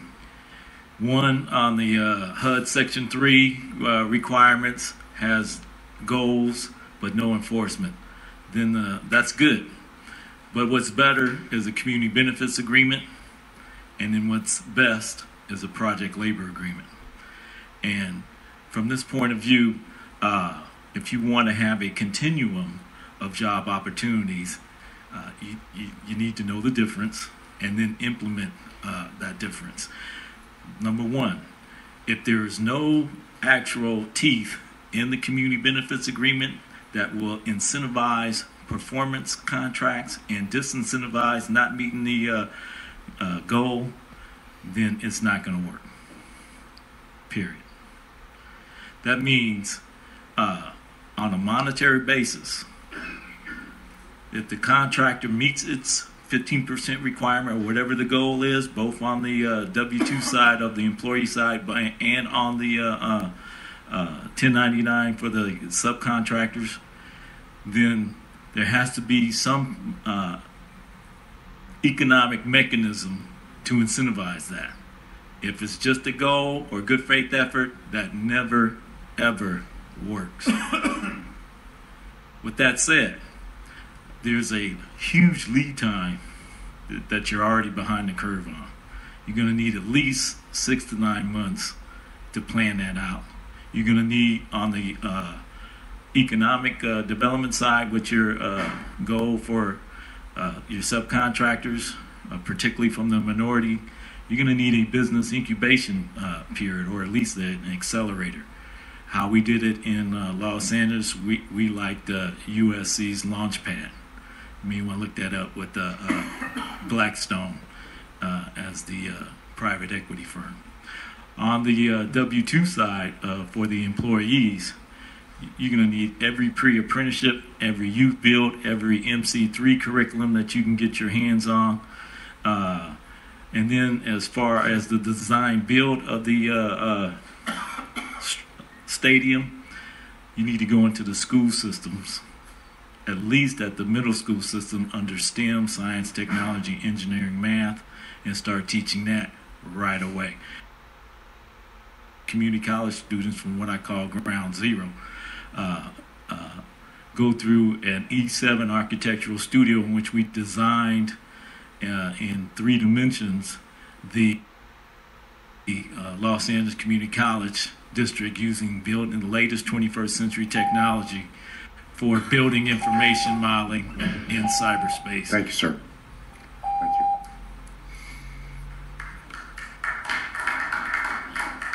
you. Good afternoon, Archie Walden, Training Director of Labor's Local 872 once again. I just want to put it on the record what happens when you have a lot of misinformation put out in the community. And I'm pretty heated right now because I stayed in town to take care of something for my community, being an African American. I see a flyer being distributed in West Las Vegas to bring 5,000 black men and women to this event to get a job. Well, I'd say about 1,000 people showed up because I handed out almost 900 applications this afternoon. But what happened was they found out there were no jobs.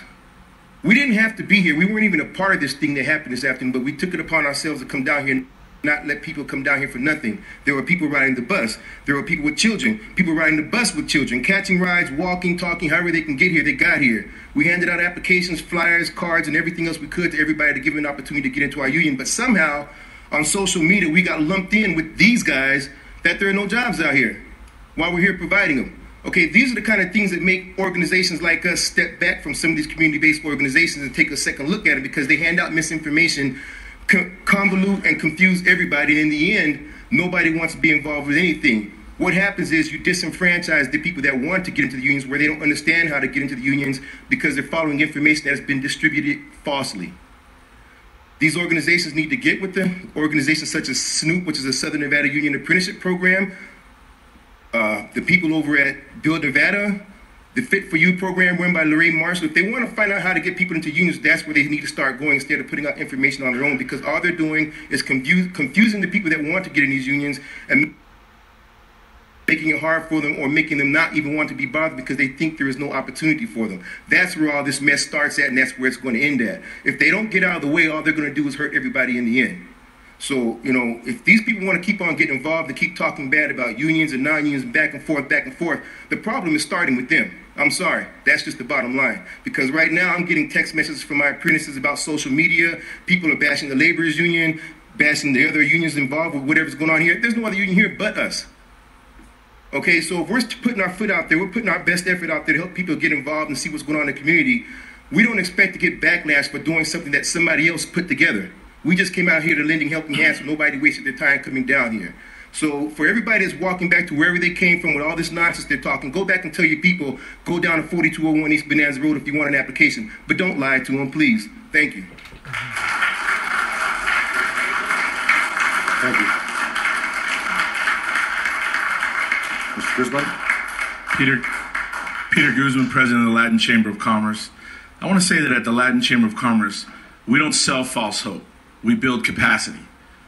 And so I'm going to tell you about 2 things that are happening, that have been happening when it comes to building capacity, which is real how you really give people hope. So through our diversity initiative, in conjunction with the Laborers Union, we have people, not zip code, but real people that are working today that have bettered their life because of the diversity initiative and the apprenticeship that they just spoke about. We're directly involved with that. I can tell you firsthand basis of people that are working because of it. On the non-union side, we have the Nevada Contractors Association, Dan O'Shea and Rebecca sitting right there, who are absolutely dedicated to building capacity, to helping small companies learn how to do business with the big boys. And next week, on the 27th, we're going to celebrate 14 graduates from that class. I mean, this is free to members who want to learn how to do business with the bigger contractors. It's about building capacity. You can't just stand around and criticize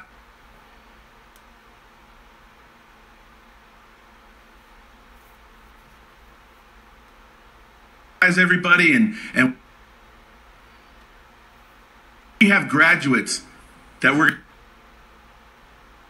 going to be celebrating our first graduation. We know it's going to be bigger because I'm getting phone calls, people, how can we do it now? They're hearing about it.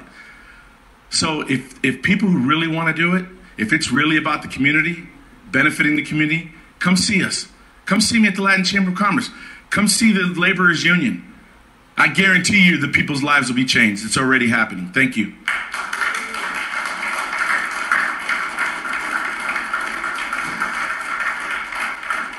Welcome, ma'am. Hello, Please. Board. My name is Audrey Dotson. I'm a local Native American from Las Vegas, Blue Diamond, Nevada. I'd like to tell you guys thank you for everything you've endured today. I love my state. It's a great town. I'm looking forward to the Raiders coming here, us building the stadium. We have our speedway. We have a lot of things in this community that people love that come to Las Vegas for. And I can say as a construction worker, I've been in my union 27 years. We've built some of the greatest hotels on Las Vegas Boulevard. We've got it done. We've been proud of it.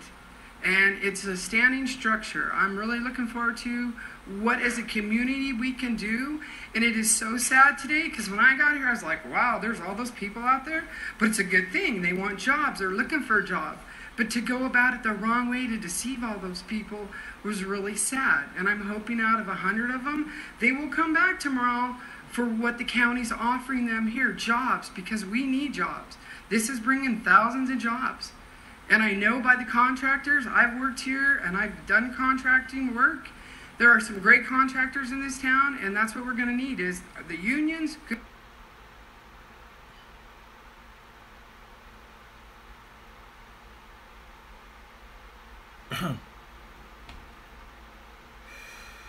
Sorry about the buffering, folks, but bear with us. Good.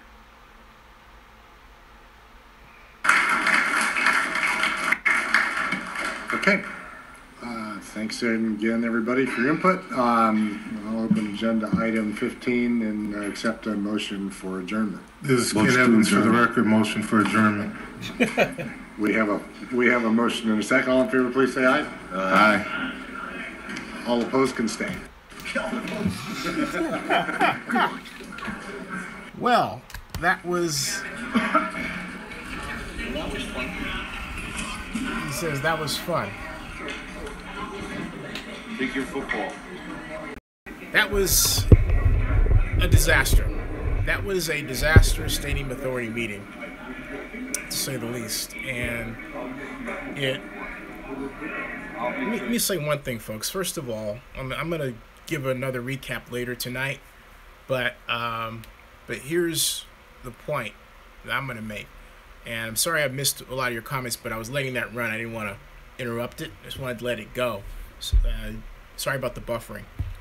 This is being handled the wrong way. And when I worked on the Super Bowl, when I had an issue or a concern or plan regarding transportation and traffic, that was Public Works. We had the Department of Public Works involved, and we had Calvin Wong. And when I had an issue with economic development, we had economic development. We had Bill Claggett. When we had contract negotiations, we had a contact with the city attorney's office. We have different offices in public sector and government that handle this. In the case of the Las Vegas situation, applied economics, applied analytics, an economics firm, an economic consulting firm, is being asked to take on the role of a public department, specifically the city manager's office that normally has an assistant city manager, an associate city manager that serves as the project manager, or the economic development office where you have a development manager, you have the redevelopment manager. Where are those people? They're not around. And so what I'm seeing before me is this patchwork job where they're literally saying, okay, well, you can help us in this role, or Jeremy, you can be this in terms of being our coordinator, and he's never done it before. You have a number of people who've never taken on this work before, and I'm wondering, is Clark County, or for that matter, Las Vegas, so poorly funded they can't do this, or is it a political problem because you don't have the stadium really in Las Vegas, and so the mayor of Las Vegas isn't committing her people to help? Something is going on here where this is not coming off properly, and it just looks bad. Let's take the matter of the community benefits and what we call equal employment. In California, we have EEO offices. In the city of Oakland, we have an EEO officer that rides herd on that. You don't leave it just to the private sector. You have a government organization that monitors whether or not the community benefits, as they're called here, are being met and followed. But this way that they're doing it is ripe for disaster. It just is horrible. I mean, it's absolutely miserable and horrible. And after watching this for 3 hours, which is how long this meeting ran, I just have to call it. This is not the way you develop a stadium or any type of large-scale development project, and it's fraught with disaster and potential, okay? So I know, and I just explained it, okay, why it was a disaster. A lot of you don't understand development. You don't know development or how things are going to work. Jeremy Aguilo is falling in the role of an assistant city manager. That is not his background. His background is in economic development. And you normally have a city attorney's office that makes sure all the legal documents are signed and negotiated. They don't have that. They have one attorney privately working with another, with nobody in government and nobody with a stadium authority other than Aguilo, who really has an understanding of the legalese, cases that are involved, wording, to really look over this and say, or background and development to say, this is how this is supposed to be done, okay? This is horrible. Now, if Majestic were involved, that wouldn't have been the case, because there would have Majestic's people involved in it. And same was true with Las Vegas Sands, but even then, you do not have a well-funded public component of knowledgeable staffers that represent the public sector. The only person you have that's representing the public sector paid is Stephen Hill himself as the economic development officer. That's it. You don't have anybody else. So this is horrible. This is not the way to do it. It is a complete disaster. All right. And so I'm gonna, I've got some other to take care of. This is 3 hours long. I'll be back later tonight. Zenny62 here on YouTube. Please invest in Zenny62 if you haven't already today. Via PayPal. There's a link right in below here. Or of course there's the chat, as well.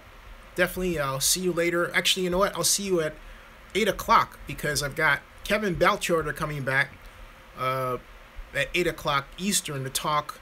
That's right, he's going to talk about Comic-Con and Winona Earp. So I'm going to take a break.